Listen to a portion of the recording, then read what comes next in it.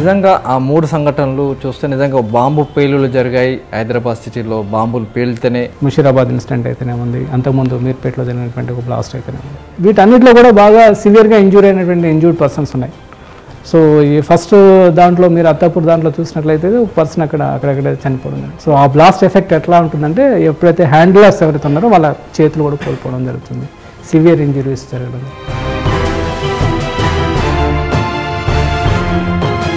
Proper preservation crime scene చేయకపోతే దాని నుంచి మనకి వైటల్ ఎవిడెన్సెస్ అనేవి రికవర్ చేయడం కష్టమవుతుంది. దిల్సుఖ్నగర్ బాంబ్ బ్లాస్ట్ జరిగినప్పుడు అది సైకిల్ బాంబు జనరల్గా ఒక విషాదకరమైనటువంటి సంఘటన అది యాక్చువల్గా. అంటే ఇంకొక 1.5 hours 2 hours హైదరాబాద్ సిటీకి రీచ్ అవుతాం అనుకునే సందర్భంలో అందరూ నిద్రలో ఉండగా ఒక యాక్సిడెంట్కి గురి కావడం, accident followed by fire accident అవ్వడం, అది నిజంగా హృదయ విదారకమైనటువంటి సంఘటన. అక్కడ ఆ రోజు క్రైమ్ సీన్లో బంగారం షాపులు కావచ్చు, వర్క్ షాపుల్లో నిజంగా టెర్రరైజ్ చేసిన గ్యాంగ్లు అవి. ఎక్స్ప్లోజన్ దాంట్లోనే ఒక అతన్ని మర్డర్ చేయడం. సో ఇట్లా మల్టిపుల్ కాంపోనెంట్స్ అందులో ఉన్నాయి. సో ఒక 10 మంది గ్యాంగ్ మెంబర్స్ ఊర్లోకి ఎంటర్ అవ్వడం, ప్రతి ఇంట్లోకి దగ్గరికి వెళ్ళిపోయి డోర్ నాక్ చేసి, డోర్ ఓపెన్ చేయకపోతే అక్కడ ఒక చిన్న టిఫిన్ బాంబ్ బాక్స్ని పేల్చి లోపలికి ఆ డోర్ని పగలు కొట్టేసి లోపలికి వెళ్ళిపోవడం, వాళ్ళని భయపెట్టి భయభ్రాంతులకు గురి చేసి ఒక నైఫ్ తీసుకొచ్చారు. ఆ నైఫ్ని ఒక పేపర్లో ర్యాప్ చేసి దానికి సెల్లో టేప్స్ వేసారు. సో ఎంత చాకచక్యంగా, ఎంత కేర్ఫుల్గా, ఎంత ఎక్స్పర్టైజ్తో క్రైమ్ చేసినప్పటికీ కూడాను అతనికి సంబంధించినటువంటి ట్రేసెస్ ఆ క్రైమ్ సీన్లో వదిలేటువంటి స్కోప్ ఎక్కువగా ఉంటుంది, 99.9% ఉంటుంది.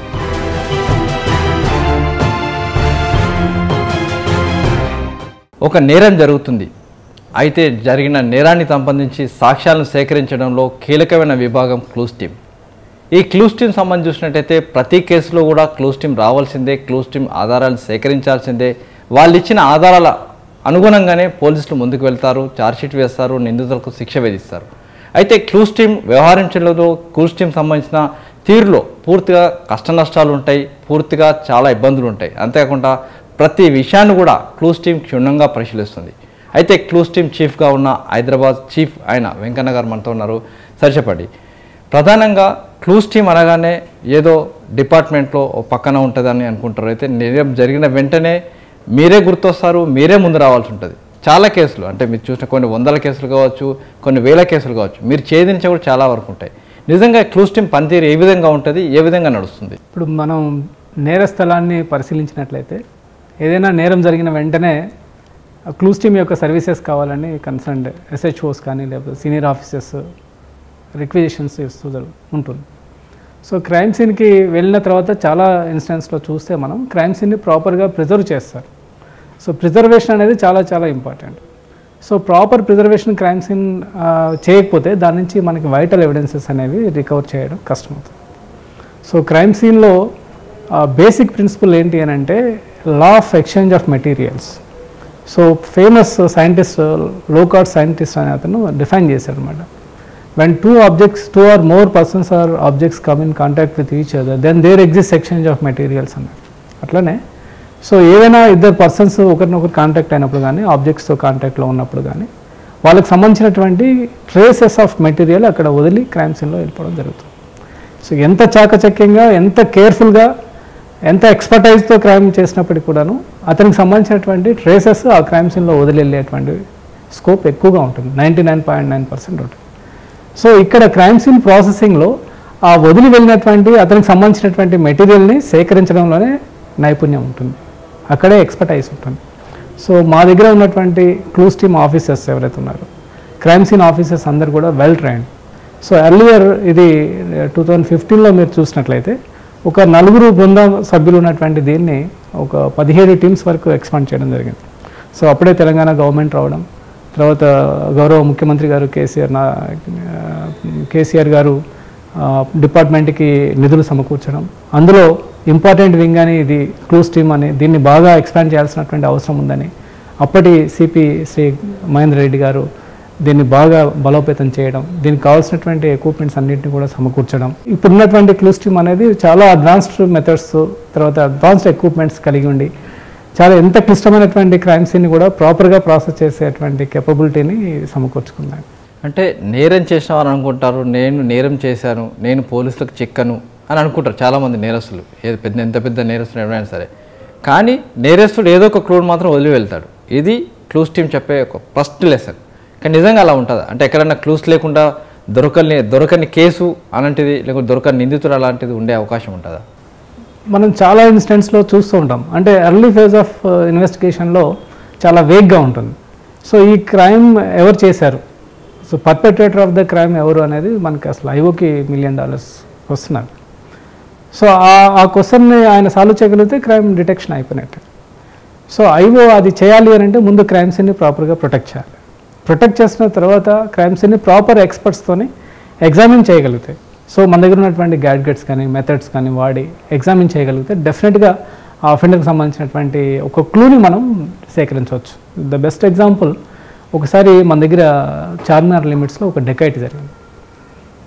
ఈ గోల్డ్ ఆర్నమెంట్స్ అన్నీ చేసుకునేటువంటి అతను ఆ ఆర్నమెంట్ చేసే వర్క్షాప్లో డెకైటీ జరిగిన తర్వాత అక్కడి నుంచి వస్తూ అతను కొంత మెటీరియల్ తీసుకొని వచ్చాడు. అంటే ప్లాస్టర్, తర్వాత ఒక పేపర్, నైఫ్, వాళ్ళని బెదిరించడానికి భయపెట్టడానికి ఒక నైఫ్ తీసుకొచ్చాడు. ఆ నైఫ్ని ఒక పేపర్లో ర్యాప్ చేసి దానికి సెల్లో టేప్స్ వేశాడు. సో ఈ సెల్లో టేప్ వేసినటువంటి ఆ మెటీరియల్ అంతా కూడా అతను ఓపెన్ చేయాలి కాబట్టి ఆ పేపర్ని ముక్కలుగా పీసెస్ కింద చింపేసి ఆ క్రైమ్ సీన్లో వదిలేశాడు. ఆ తర్వాత అదంతా బూటి డెకైటీ చేసుకుని వెళ్ళిపోయిన తర్వాత అసలు అతని మొబైల్ ఫోన్ కూడా స్విచ్ ఆఫ్ చేసిన కండిషన్లో ఉంది, సైలెంట్ మోడ్లో పెట్టుకున్నాడు. సో మనకి అక్కడ ఉన్నటువంటి వైటల్ క్లూ ఏంటి అని అంటే వీళ్ళందరూ సఫరర్స్ ఉన్నారు, వాళ్ళందరినీ చూసాము, వాళ్ళకందరికీ చేతులకి అవంతా కూడా టై చేసిన రోప్స్ పీసెస్ అవన్నీ దొరికాయి. బట్ అన్నిటికంటే వైటల్ పీస్ ఆఫ్ ఎవిడెన్స్ ఏంటంటే మేము మా టీమ్ మెంబర్స్ని తర్వాత టాస్క్ ఫోర్స్ ఆఫీషియల్స్ కలిసి రీకన్స్ట్రక్ట్ చేసి ఆ పేపర్ని నీట్గా మొత్తం మళ్ళీ రీఅసెంబుల్ చేసేసి ఈ పేపర్ ఎక్కడి నుంచి ఆరిజినేట్ అయిందని ఆరిజిన్ని ఫైండ్ అవుట్ చేస్తాం. అది Mumbai based news paper. So the probable ఈ గ్యాంగ్ ఇదంతా వీళ్ళు ముంబై నుంచి వచ్చి ఉండొచ్చు అనేది ఒక చిన్న క్లూ అంతే. ఆ తర్వాత టవర్ డంప్స్లో మనకి ముంబై నుంచి ఉన్నటువంటి ఫోన్ నెంబర్స్ కలిగి ఉన్నటువంటి మొబైల్ నెంబర్ని ఐడెంటిఫై చేశాం. సో ఈ గ్యాంగ్ ముంబైలో దిగకముందే మన వాళ్ళు ఫ్లైట్లో ముంబైకి చేరిపోయి వాళ్ళని ఇమీడియట్గా అరెస్ట్ చేసి తీసుకురావడం. అంటే నిజంగా ఆ కేసు సంబంధించి చెప్పినట్టే అప్పుడు సీక్వెల్గా జరిగిన సంఘటనలు అవి. అంటే హైదరాబాద్లో బంగారం షాపులు కావచ్చు, వర్క్ షాపుల్లో నిజంగా టెర్రరైజ్ చేసిన గ్యాంగ్లు అవి. మీరు చెప్పినట్టు అప్పుడు గుర్తొచ్చినప్పుడు నిజంగా చిన్న పేపర్ ముఖంగా ఆ రోజు దొరకపోతే ఆ కేసులో అసలు మీకు ముందుకు వెళ్ళే ప్రసక్తి ఉండకపోయేది. సో హైదరాబాద్ సిటీలో మనకున్నటువంటి ఇన్వెస్టిగేటింగ్ ఆఫీసర్స్ కానివ్వండి, సీనియర్ ఆఫీసర్స్ కానివ్వండి, బాగా అవేర్నెస్ తీసుకురాగలిగాం. సో ఇమీడియట్గా ఏదైనా ఇన్సిడెంట్ కాగానే ఫస్ట్ ఇన్ఫర్మేషన్ క్లూస్ టీమ్కి ఇవ్వాలి, క్రైమ్ సీన్ని ముందు ప్రొటెక్ట్ చేయాలి. మన దగ్గర పెట్రో వెహికల్స్ ఉన్నాయి, పెట్రో వెహికల్స్లో మీరు ఏ వెహికల్ చూసినా దాంట్లో క్రైమ్ సీన్ని కార్డనింగ్ మెథడ్స్, అంటే ఆ క్రైమ్ సీన్ ప్రొటెక్షన్ టేప్ కానివ్వండి, కోన్స్ కానివ్వండి, సో ఇవన్నీ కూడా పెట్టి వాళ్ళని ఎప్పుడూ అప్రమత్తంగా ఉంచడం జరిగింది. సో మన సిపి హైదరాబాద్ అంజనీ కుమార్ సార్ అయితే ఇంకా క్రైమ్ సీన్ 80% కూడా దాన్ని డిస్టర్బ్ చేయకూడదు, సీనియర్ క్లూస్ టీమ్ వచ్చి ఎంతవరకు దాన్ని 80% డిస్టర్బ్ చేయకూడదు అనేది ఒక మోటోలాగా ఈ పెట్రోల్ వెహికల్స్ అందరికీ కూడా వాళ్ళ స్టాఫ్ మెంబర్స్ అందరికీ కూడా చెప్పడం జరిగింది. ఇటీవల కాలంలో చూస్తే హైదరాబాద్ నగరంలో దాదాపుగా అబ్దుల్లాపూర్ మేట్, అత్తాపూర్, ముషిరాబాద్ కావచ్చు, ఈ ప్రాంతాల్లో చెత్త డంప్ యార్డ్లలో కొన్ని పేలుళ్ళు జరిగినాయి. ఆ పేలుళ్ళు చూస్తే హైదరాబాద్లో టెర్రరైజ్ చేసినట్టు చాలా వరకు మీడియాలో కావచ్చు, లేకుంటే సోషల్ మీడియా కావచ్చు, హైదరాబాద్లో బాంబులు పేలాయి, లేకుంటే హైదరాబాద్లో ఒక టెన్షన్ వాతావరణం, ఇలాంటి వార్తలు కూడా రావడం జరిగింది. నిజంగా అసలు ఆ పేలుళ్ళు ఏంటివి, అసలు నిజంగా పేలుళ్ళు వెనకాల ఉన్న అసలు కథ ఏంటి? అసలు మీరు ఈ మధ్యకాలంలో మీరు చూసినట్లయితే మనకి గత ఒక 3-4 సంవత్సరాల నుంచి Hyderabad city safe and secure సిటీగా మనకి అవార్డ్స్ వస్తూ ఉన్నాయి. సో ఈ తెలంగాణ గవర్నమెంట్ వచ్చిన తర్వాత డిపార్ట్మెంట్లో under the leadership of DGP sir Mahender Reddy sir లీడర్షిప్లో సిపి గారి ఆధ్వర్యంలో చాలా ఇనిషియేటివ్స్ తీసుకోవడం జరిగింది, టెక్నాలజికల్ ఆస్పెక్ట్లో కానీ లేదా సైంటిఫిక్ ఆస్పెక్ట్లో కానీ. సో ఈ ప్రాసెస్లో ఏమైందంటే ఈ ఎంటైర్ సిటీని సేఫ్ సిటీ అనేటువంటి ఒక భద్రత కలిగినటువంటి సిటీ అనేటువంటి బ్రాండింగ్ అవుతున్నటువంటి క్రమంలో ఈ 2-3 ఇన్సిడెంట్స్ అనేవి కొంచెం డిస్టర్బెన్స్ క్రియేట్ చేస్తుంది. కానీ ఇమీడియట్గా మేము అక్కడ క్రైమ్ సీన్కి వెళ్ళిన తర్వాత ఈ అత్తాపూర్ అయితేనే ఉంది, తర్వాత ఈ మధ్యకాలంలో జరిగినటువంటి ముషిరాబాద్ ఇన్సిడెంట్ అయితేనే ఉంది, అంతకుముందు మీర్పేటలో జరిగినటువంటి ఒక బ్లాస్ట్ అయితేనే ఉంది. సో ఈ బ్లాస్ట్లలో ప్రిన్సిపల్ ఇంగ్రీడియంట్ ఏముంది, వీటన్నిటిలో కూడా బాగా సివియర్గా ఇంజూర్ అయినటువంటి ఇంజూర్డ్ పర్సన్స్ ఉన్నాయి. సో ఈ ఫస్ట్ దాంట్లో మీరు అత్తాపూర్ దాంట్లో చూసినట్లయితే ఒక పర్సన్ అక్కడక్కడ చనిపోవడం. సో దీనివల్ల కొంత ఒక ఫియర్ అనేది జనరేట్ అయింది. సో వెంటనే మేము అక్కడ రీచ్ అయిపోయి దాంట్లో ఉన్నటువంటి ఇంగ్రీడియంట్స్ ఏంటి, ద బెస్ట్ ప్రాబబుల్ కాజ్ ఏంటి, అసలు ఈ కాజ్ ఆఫ్ ఇన్సిడెంట్కి రీజన్స్ ఏంటి అనేది ఫైండ్ అవుట్ చేస్తాం. అక్కడ ఉన్నటువంటి ఫిజికల్ ఎవిడెన్సెస్ అన్నిటిని కూడా, మెటీరియల్ ఆబ్జెక్ట్స్ అన్నిటిని కూడా కలెక్ట్ చేసి క్షుణ్ణంగా పరిశీలించిన తర్వాత ఇది ఒక డివైస్కి సంబంధించింది కాదు, ఇది ఒక క్యాన్కి సంబంధించినటువంటి మెటీరియల్, ఇక్కడ డెబ్రిస్ ఏవైతే బ్లోన్ అప్ అయిపోయి పీసెస్గా పడి ఉన్నటువంటి ఆ పీసెస్ ఏ ఉన్నాయో ఇవన్నీ కూడా ఒక సాల్వెంట్ క్యాన్కి సంబంధించినటువంటివన్నీ తేల్చడం జరిగింది. సో ఈ ప్రాబబుల్ సాల్వెంట్ ఏమై ఉంటుంది అని చెప్పేసి ఫైండ్ అవుట్ చేస్తే పక్కనే ఆ పెయింట్స్ షాప్ ఉండడం, అత్తపూర్లో మీరు చూసినట్లయితే పక్కనే ఒక పెయింటింగ్ సంబంధించినటువంటి డెంటింగ్ వర్క్ షాప్స్ ఇట్లాంటివి ఫైండ్ అవుట్ చేశాం. సో అక్కడ 5 లీటర్స్ క్యాన్ అనేది ఆర్గానిక్ సాల్వెంట్. బేసికల్గా మనం ఈ బ్లాస్ట్ అనేది చూసినట్లయితే వీటిని 3 రకాలుగా కేటగరైజ్ చేయొచ్చు. ఒకటి ఏంటంటే కెమికల్ టైప్ ఆఫ్ బ్లాస్ట్లని, లేదా ఫిజికల్ టైప్ ఆఫ్ బ్లాస్ట్లని, మెకానికల్ బ్లాస్ట్లు అంటాం వీటిని. సో కెమికల్ బ్లాస్ట్ మనం చూసినట్లయితే మళ్ళీ అగైన్ వాటిని ఒక 3 రకాలుగా డివైడ్ చేశారు. సో లో ఎక్స్పోజర్స్ వలన బ్లాస్ట్ అవ్వడం, హై ఎక్స్పోజర్స్ వలన బ్లాస్ట్ అవ్వడం, పైరోటెక్నిక్స్ ఇప్పుడు ఈ క్రాకర్స్ లాంటి మెటీరియల్స్ని వాడడం వల్ల బ్లాస్ట్ అవ్వడం. సో ఇక్కడ లో ఎక్స్పోజర్స్ అనగానే మనకి గుర్తొచ్చేటువంటి ఏంటంటే త్రోడౌన్ బాంబ్స్, ఉల్లిగడ్డ బాంబులు లాంటివి త్రోడౌన్ బాంబ్స్ అని అంటాం మనం మొత్తం. సో దానికి ఒక థ్రెడ్ కట్టి ఆర్సెనిక్ సల్ఫైడ్ అండ్ ఇవి తీసుకొని దాంట్లో కొన్ని మెటల్ గన్ పౌడర్ ఇది స్టోన్స్ లాంటివి పెట్టేసి లేదా గాజు ముక్కలు పెట్టేసి దాన్ని త్రోడౌన్ బాంబ్ లాగా తయారు చేస్తాం. రాయలసీమలో ఎక్కువగా మనం వీటిని చూస్తూ ఉంటాం. వీటిని లో ఎక్స్పోజివ్ కేటగిరీ అని అంటాం. హై ఎక్స్పోజర్స్ మనం చూసినట్లయితే అగైన్ మళ్ళీ 2 రకాలు ఉన్నాయి. So primary I exposures, secondary high exposures. So ఈ ప్రైమరీ ఐ ఎక్స్పోజర్స్ అనేవి మనకి డిటనేటర్స్ క్యాప్స్ ఉంటాయి కదా, చిన్న అల్యూమినియం క్యాప్స్ లాంటి దాంట్లో ఈ ప్రైమరీ ఐ ఎక్స్పోజర్స్ ఉంటాయి. లెడ్ యాసైడ్ కానీ, స్టిఫ్నెట్, మెర్క్యూరిక్ పల్మేట్, వీటిని ప్రైమరీ ఐ ఎక్స్పోజర్స్ అంటారు. ఇవేంటంటే very sensitive to heat, friction and pressure. Whereas secondary high explosives అని సెకండ్ కేటగిరీ. సో దీంట్లో ఏంటంటే they are very stable to heat, friction and pressure, అంటే quite opposite properties ఉంటాయి వీటికి. For example RDX. So RDX అనేది secondary high explosive, TNT secondary high explosive. So ఈ secondary category high explosives ఏవైనా మనకి వచ్చినప్పుడు ఏంటంటే అవి స్టేబుల్గా ఉంటాయి, అవి హీట్ చేసినా ఏం కాదు, తర్వాత కాల్చినా ఏం కాదు. సో స్టేబిలిటీ ఎక్కువగా ఉంటుంది, క్వైట్ ఆపోజిట్ ప్రాపర్టీస్ ఉంటాయి. సో ఈ సీక్వెన్స్ ఆఫ్ అఫెన్సెస్లో మనం చూసినటువంటిది ఏంటంటే ఆర్గానిక్ సాల్వెంట్ బేస్డ్, ఏదైతే ఆర్గానిక్ సాల్వెంట్ ఏదైతే ఉందో దాంట్లో వాడినటువంటి థిన్నర్స్, ఫర్ ఎగ్జాంపుల్ ఈ థిన్నర్స్ అన్నిటిలో కూడా ఉన్నటువంటి డిఎంకే అని అంటాం, dimethyl ethyl ketone. So methyl ethyl ketone అనేది ఇది precursor molecule for methyl ethyl ketone పెరాక్సైడ్కి. So methyl ethyl ketone peroxide అనేది చాలా వైలెంట్ రియాక్షన్స్ కలిగి ఉంటుంది. సో ఏమాత్రం వైబ్రేషన్ అంటే నేను ఏదైతే ఇప్పుడు ఇంతకుముందు ప్రైమరీ ఎక్స్పోజర్స్కి ఏ క్వాలిటీస్ అయితే ఉంటాయో అంటే they are very sensitive to heat, friction and pressure. అట్లనే ఇది కూడా మిథైల్ ఇథైల్ కీటోన్ పెరాక్సైడ్ కూడా very sensitive to heat, friction and pressure. Okay.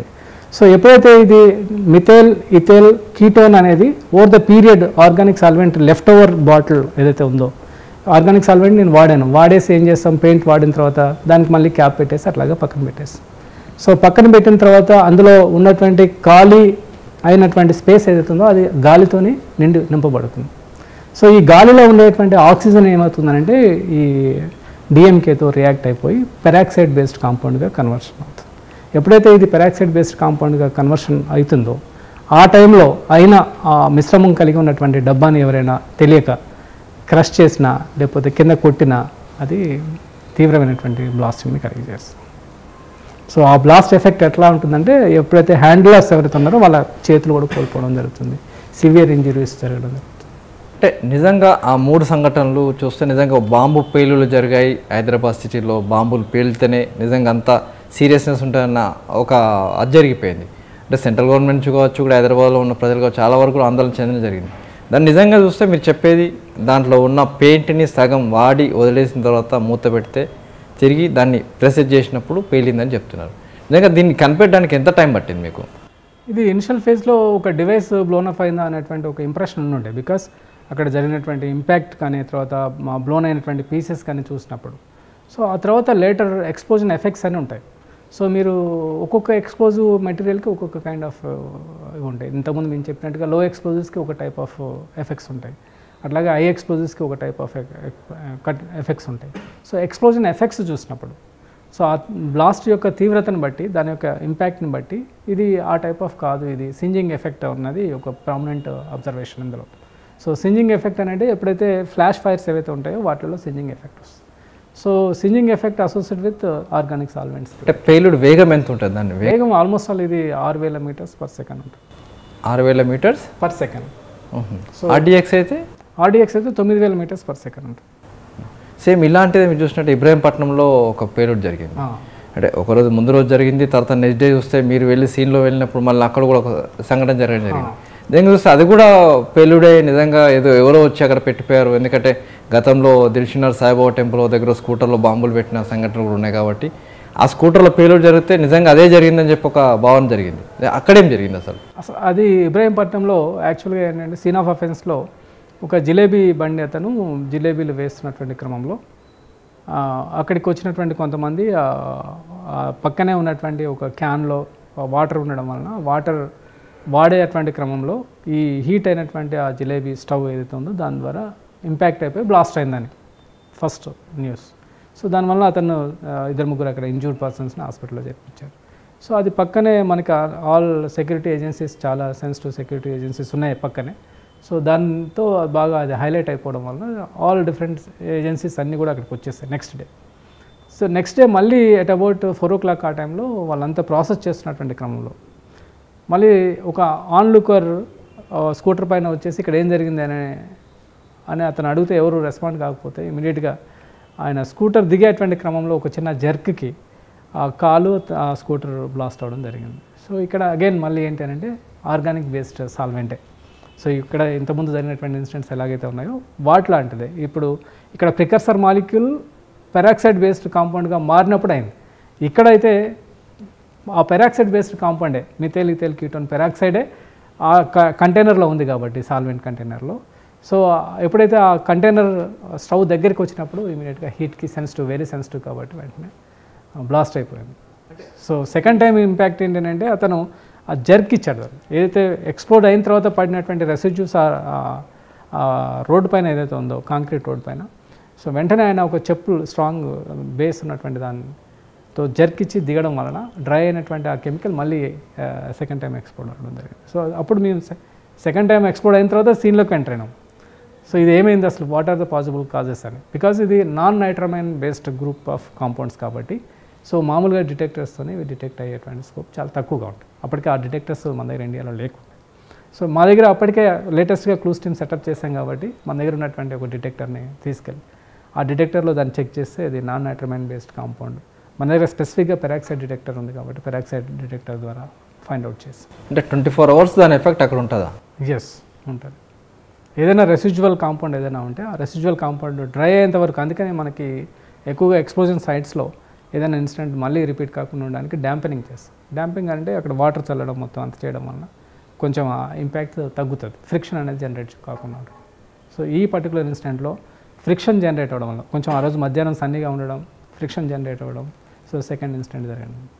ఇప్పుడు మీకు చూస్తే కృష్ణకాంత్ పార్క్ సమీపంలో ఒక ఇంట్లో పేలులు జరిగినాయి. అంటే అది చూస్తే నిజంగా ఒక భయానకమైన పేలులు. ఆ పేలులు లైవ్లో విజువల్స్ కావచ్చు, లేకుంటే మీడియాలో విజువల్స్ రావడం, దాన్ని చూస్తే అసలు ఆ ఇంట్లో టెర్రరిస్ట్ వచ్చి పేలుడు జరిపినట్లు ఒక భావం జరిగింది. నిజంగా ఆ ఇంట్లో ఏం జరిగింది, అప్పుడు మీరు కూడా స్వయంగా సైట్కి వెళ్ళడం జరిగింది. ఆ తర్వాత నిజంగా అక్కడ అసలు ఉన్న కాంపోనెంట్ ఏంటి, పేలుడు పదార్థమా లేకుంటే ఏంటిది? యాక్చువల్గా ఏంటంటే ఇట్లాంటి ఇప్పుడు ఇంకొక రకమైనటువంటి బ్లాస్టింగ్ మెటీరియల్ మనం తరచుగా చూసేటువంటి అంటే గ్యాసెస్ బేస్డ్ ఎక్స్ప్లోజన్స్. సో ఒకటేమో కెమికల్ టైప్ ఆఫ్ ఎక్స్ప్లోజన్స్ అయితే సెకండ్ కేటగిరీ ఏంటంటే గ్యాసెస్ బేస్డ్ ఎక్స్ప్లోజన్స్. సో 3 రకాల ఎక్స్ప్లోజన్స్ అని చెప్పాము. Chemical type of explosions, gases based explosions and mechanical explosions. So ఇక్కడ సెకండ్ కేటగిరీ మనం చూసినట్లయితే ఇది గ్యాసెస్ ఎక్స్ప్లోజన్స్. సో ఈ పర్టికులర్ దాంట్లో ఏంటంటే వీళ్ళు సిలిండర్లో ఎక్కువగా క్వాంటిటీగా ఉన్నటువంటి సిలిండర్లోంచి గ్యాస్ని వేరే దాంట్లోకి షిఫ్ట్ చేసేటువంటి క్రమంలో అక్కడ లీక్ అయినటువంటి గ్యాస్ ఏదైతే ఉందో అది అట్మాస్ఫియర్లో ఉండేటువంటి ఆక్సిజన్తో ఒక రేషియో ఫామ్ అయ్యి 1:4 రేషియోలో అదొక మిశ్రమం ఫామ్ అయినప్పుడు ఇది కూడా అగైన్ మళ్ళీ ఈ ఫామ్లో ఉన్నటువంటి ఆ మిశ్రమం ఏదైతుందో అది కూడా ప్రైమరీ ఎక్స్పోజర్స్ యొక్క ప్రాపర్టీస్ని కలిగి ఉంటుంది. సో అందుకనే చిన్న స్పార్క్ కానీ లేకపోతే చిన్న లైటర్తో మనం ఇగ్నైట్ చేసినప్పుడు కానీ ఇమీడియట్గా అది బ్లాస్ట్ అవుతుంది. సో ఈ పర్టికులర్ ఇన్సిడెంట్లో కూడా మీరు చూసినట్లయితే అక్కడ గ్యాస్ లీక్ అయినటువంటి గ్యాస్ వలన అది ఇన్సిడెంట్ జరిగింది.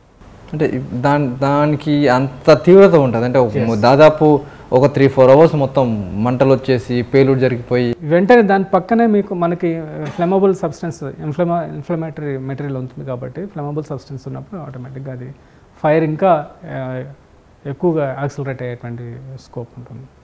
ఇప్పుడు మనం చూసినట్లయితే అంటే ఈ ఎంటైర్ కెరియర్లో ఒక ఇన్సిడెంటు నిజంగా చెప్పుకోదగ్గ పాలెం బస్సు యాక్సిడెంట్ అని, పాలెం బస్సు కాలిపోయిన సంఘటన. దాని చూస్తే దాదాపు అందులో బస్సులో అందరూ సజీవ దహనం అయిపోయారు. వాళ్ళు ఎవరిని గుర్తుపట్టే చెయ్యలేరు. నిజంగా అక్కడ ఏం జరిగింది, దాంట్లో ఉన్న అసలు ఏమైనా పేలుళ్ళు జరిగాయా, లేకుంటే లోపల ఏమైనా కెమికల్ ఉందా, అసలు ఇంత తీవ్రంగా ఎలా జరిగిపోయింది? అది కూడా అంటే ఒక విషాదకరమైనటువంటి సంఘటన అది యాక్చువల్గా. అంటే ఇంకొక 1.5 hour 2 hours హైదరాబాద్ సిటీకి రీచ్ అవుతాం అనుకునే సందర్భంలో అందరూ నిద్రలో ఉండగా ఒక యాక్సిడెంట్కి గురి కావడం, accident followed by fire accident అవ్వడం, అది నిజంగా హృదయ విదారకమైనటువంటి సంఘటన. అక్కడ ఆ రోజు క్రైమ్ సీన్లో మనం చూసినట్లయితే, సో మీరు కూడా ప్రాబబ్లీ ఉన్నారు ఆ రోజు. సో అక్కడ క్రైమ్ సీన్లో మనకేంటంటే 2 issues అప్పుడు ఉన్నాయి. Clues team. So clues team ఇమీడియట్గా క్రైమ్ సీన్కి మా సర్వీసెస్ కావాలి హైదరాబాద్ సిటీ నుంచి అంటే వెళ్ళాము అక్కడికి. సో సిపి గారి ఇన్స్ట్రక్షన్స్ ప్రకారం వెంటనే క్రైమ్ సీన్కి వెళ్ళిన వెంటనే క్రైమ్ సీన్ అంతా కూడా పరిశోధించాం. సో అక్కడ ఏంటంటే ఒక విరిగినటువంటి పైప్ ఏదైతే ఆ కల్వర్ట్కి బ్యారికేడ్ లాగా పెట్టినటువంటి పైప్ ఏదైతే ఉందో ఇరిగింది. సో 50% ఇరిగినటువంటి పైప్ ఆల్మోస్ట్ ఒక 6 to 8 feet ఉన్నటువంటి పైప్ ఒకటి డీజిల్ ట్యాంక్లో పియర్స్ అయి ఉన్నాడు చూసి.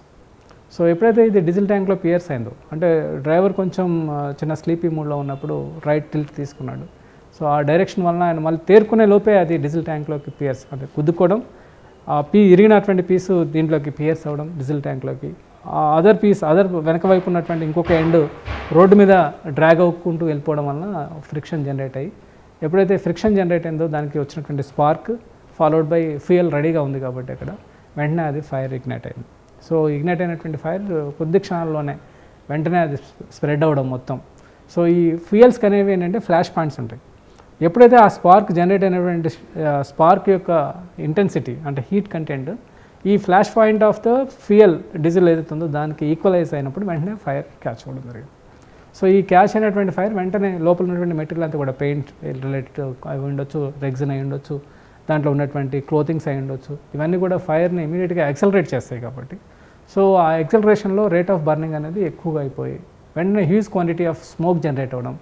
సో స్మోక్ వలన ఏంటంటే కార్బన్ డైఆక్సైడ్ ఉంటుంది కాబట్టి, కార్బన్ మొనాక్సైడ్ కంటెంట్ ఎక్కువగా ఉంటుంది కాబట్టి అందులో ఉన్నటువంటి ఇన్సైడర్స్ ఎవరైతే సీటర్స్ కూర్చునే ప్యాసింజర్స్ ఉన్నారో వాళ్ళంతా కూడా నిద్రలోనే చాలామంది ప్రాణాలు కోల్పోవడం జరిగింది. ఆ తర్వాత బాగా ఎక్స్టెన్సివ్గా కాలింది కాబట్టి సో ఇక్కడ సెకండ్ పార్ట్ ఏంటంటే ఐడెంటిఫికేషన్ ఆఫ్ ప్యాసింజర్స్. ఈ చనిపోయినటువంటి డిసీజ్డ్ పర్సన్స్ ఎవరికి సంబంధించిన వాళ్ళు, సో వాళ్ళ ఫైనల్ రిచువల్స్ చేసుకోవడానికి కానీ, సో ఇవంతా కొంచెం బాధాకరమైనటువంటి ఇన్సిడెంట్. సో ఆ ఇన్సిడెంట్లో అక్కడే మళ్ళీ ఈ బాడీస్ అన్నింటినీ మార్చరీకి షిఫ్ట్ చేసి అక్కడ పిఎంఈ కండక్ట్ చేయడం it is time consuming process అని చెప్పేసి అప్పుడు ఐజీ నవీన్ చంద్ గారు ఉంటే సార్కి చెప్పాము, అప్పుడు ఇక్కడే స్పాట్ పిఎంఈ కండక్ట్ చేస్తే బెటర్ అని చెప్పాము.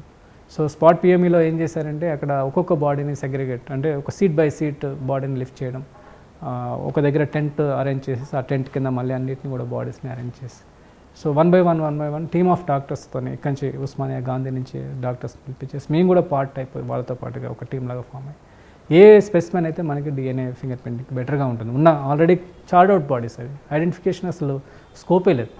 సో అట్లాంటి బాడీస్లోంచి ఏ పార్ట్ అయితే బెటర్గా ఉంటుందని చెప్పేసి చూసినప్పుడు ఒక రైట్ స్పెసిమెన్ని దాని నుంచి పికప్ చేయించేసి దాన్ని వెంటనే మళ్ళీ ఫోరెన్సిక్ ల్యాబ్కి రెడీల్స్లో ఉన్నటువంటి మన స్టేట్ ఫోరెన్సిక్ ల్యాబ్కి పంపించాడు. అక్కడ వెంటనే నాకు కూడా కొంత DNA finger printing exposure earlier నాకు ఎక్స్పీరియన్స్ ఉంది కాబట్టి సో నేను ఆ టీంతో పార్ట్ అయిపోయి కంప్లీట్గా 4 days వితౌట్ స్లీప్ 42 బాడీస్ని ఐడెంటిఫై చేయడం జరిగింది. సో అది నిజంగా చాలా challenging task because extraction of DNA ఆ పర్టికులర్ స్పెసిమెన్స్ నుంచి అనేది రియల్లీ ఎనీ డిఎన్ఏ ప్రొఫైలింగ్ సైంటిస్ట్కి ఛాలెంజ్ అయ్యేది. అంటే మీరు ఇచ్చిన క్లూస్, మీరు ఇచ్చిన ఎవిడెన్సెస్ వీటిని బట్టి చూస్తే ఆఖరికి ఓలా బస్సే తన డిజైన్ నుంచి మార్చుకోవాల్సిన అవసరం వచ్చింది. రైట్.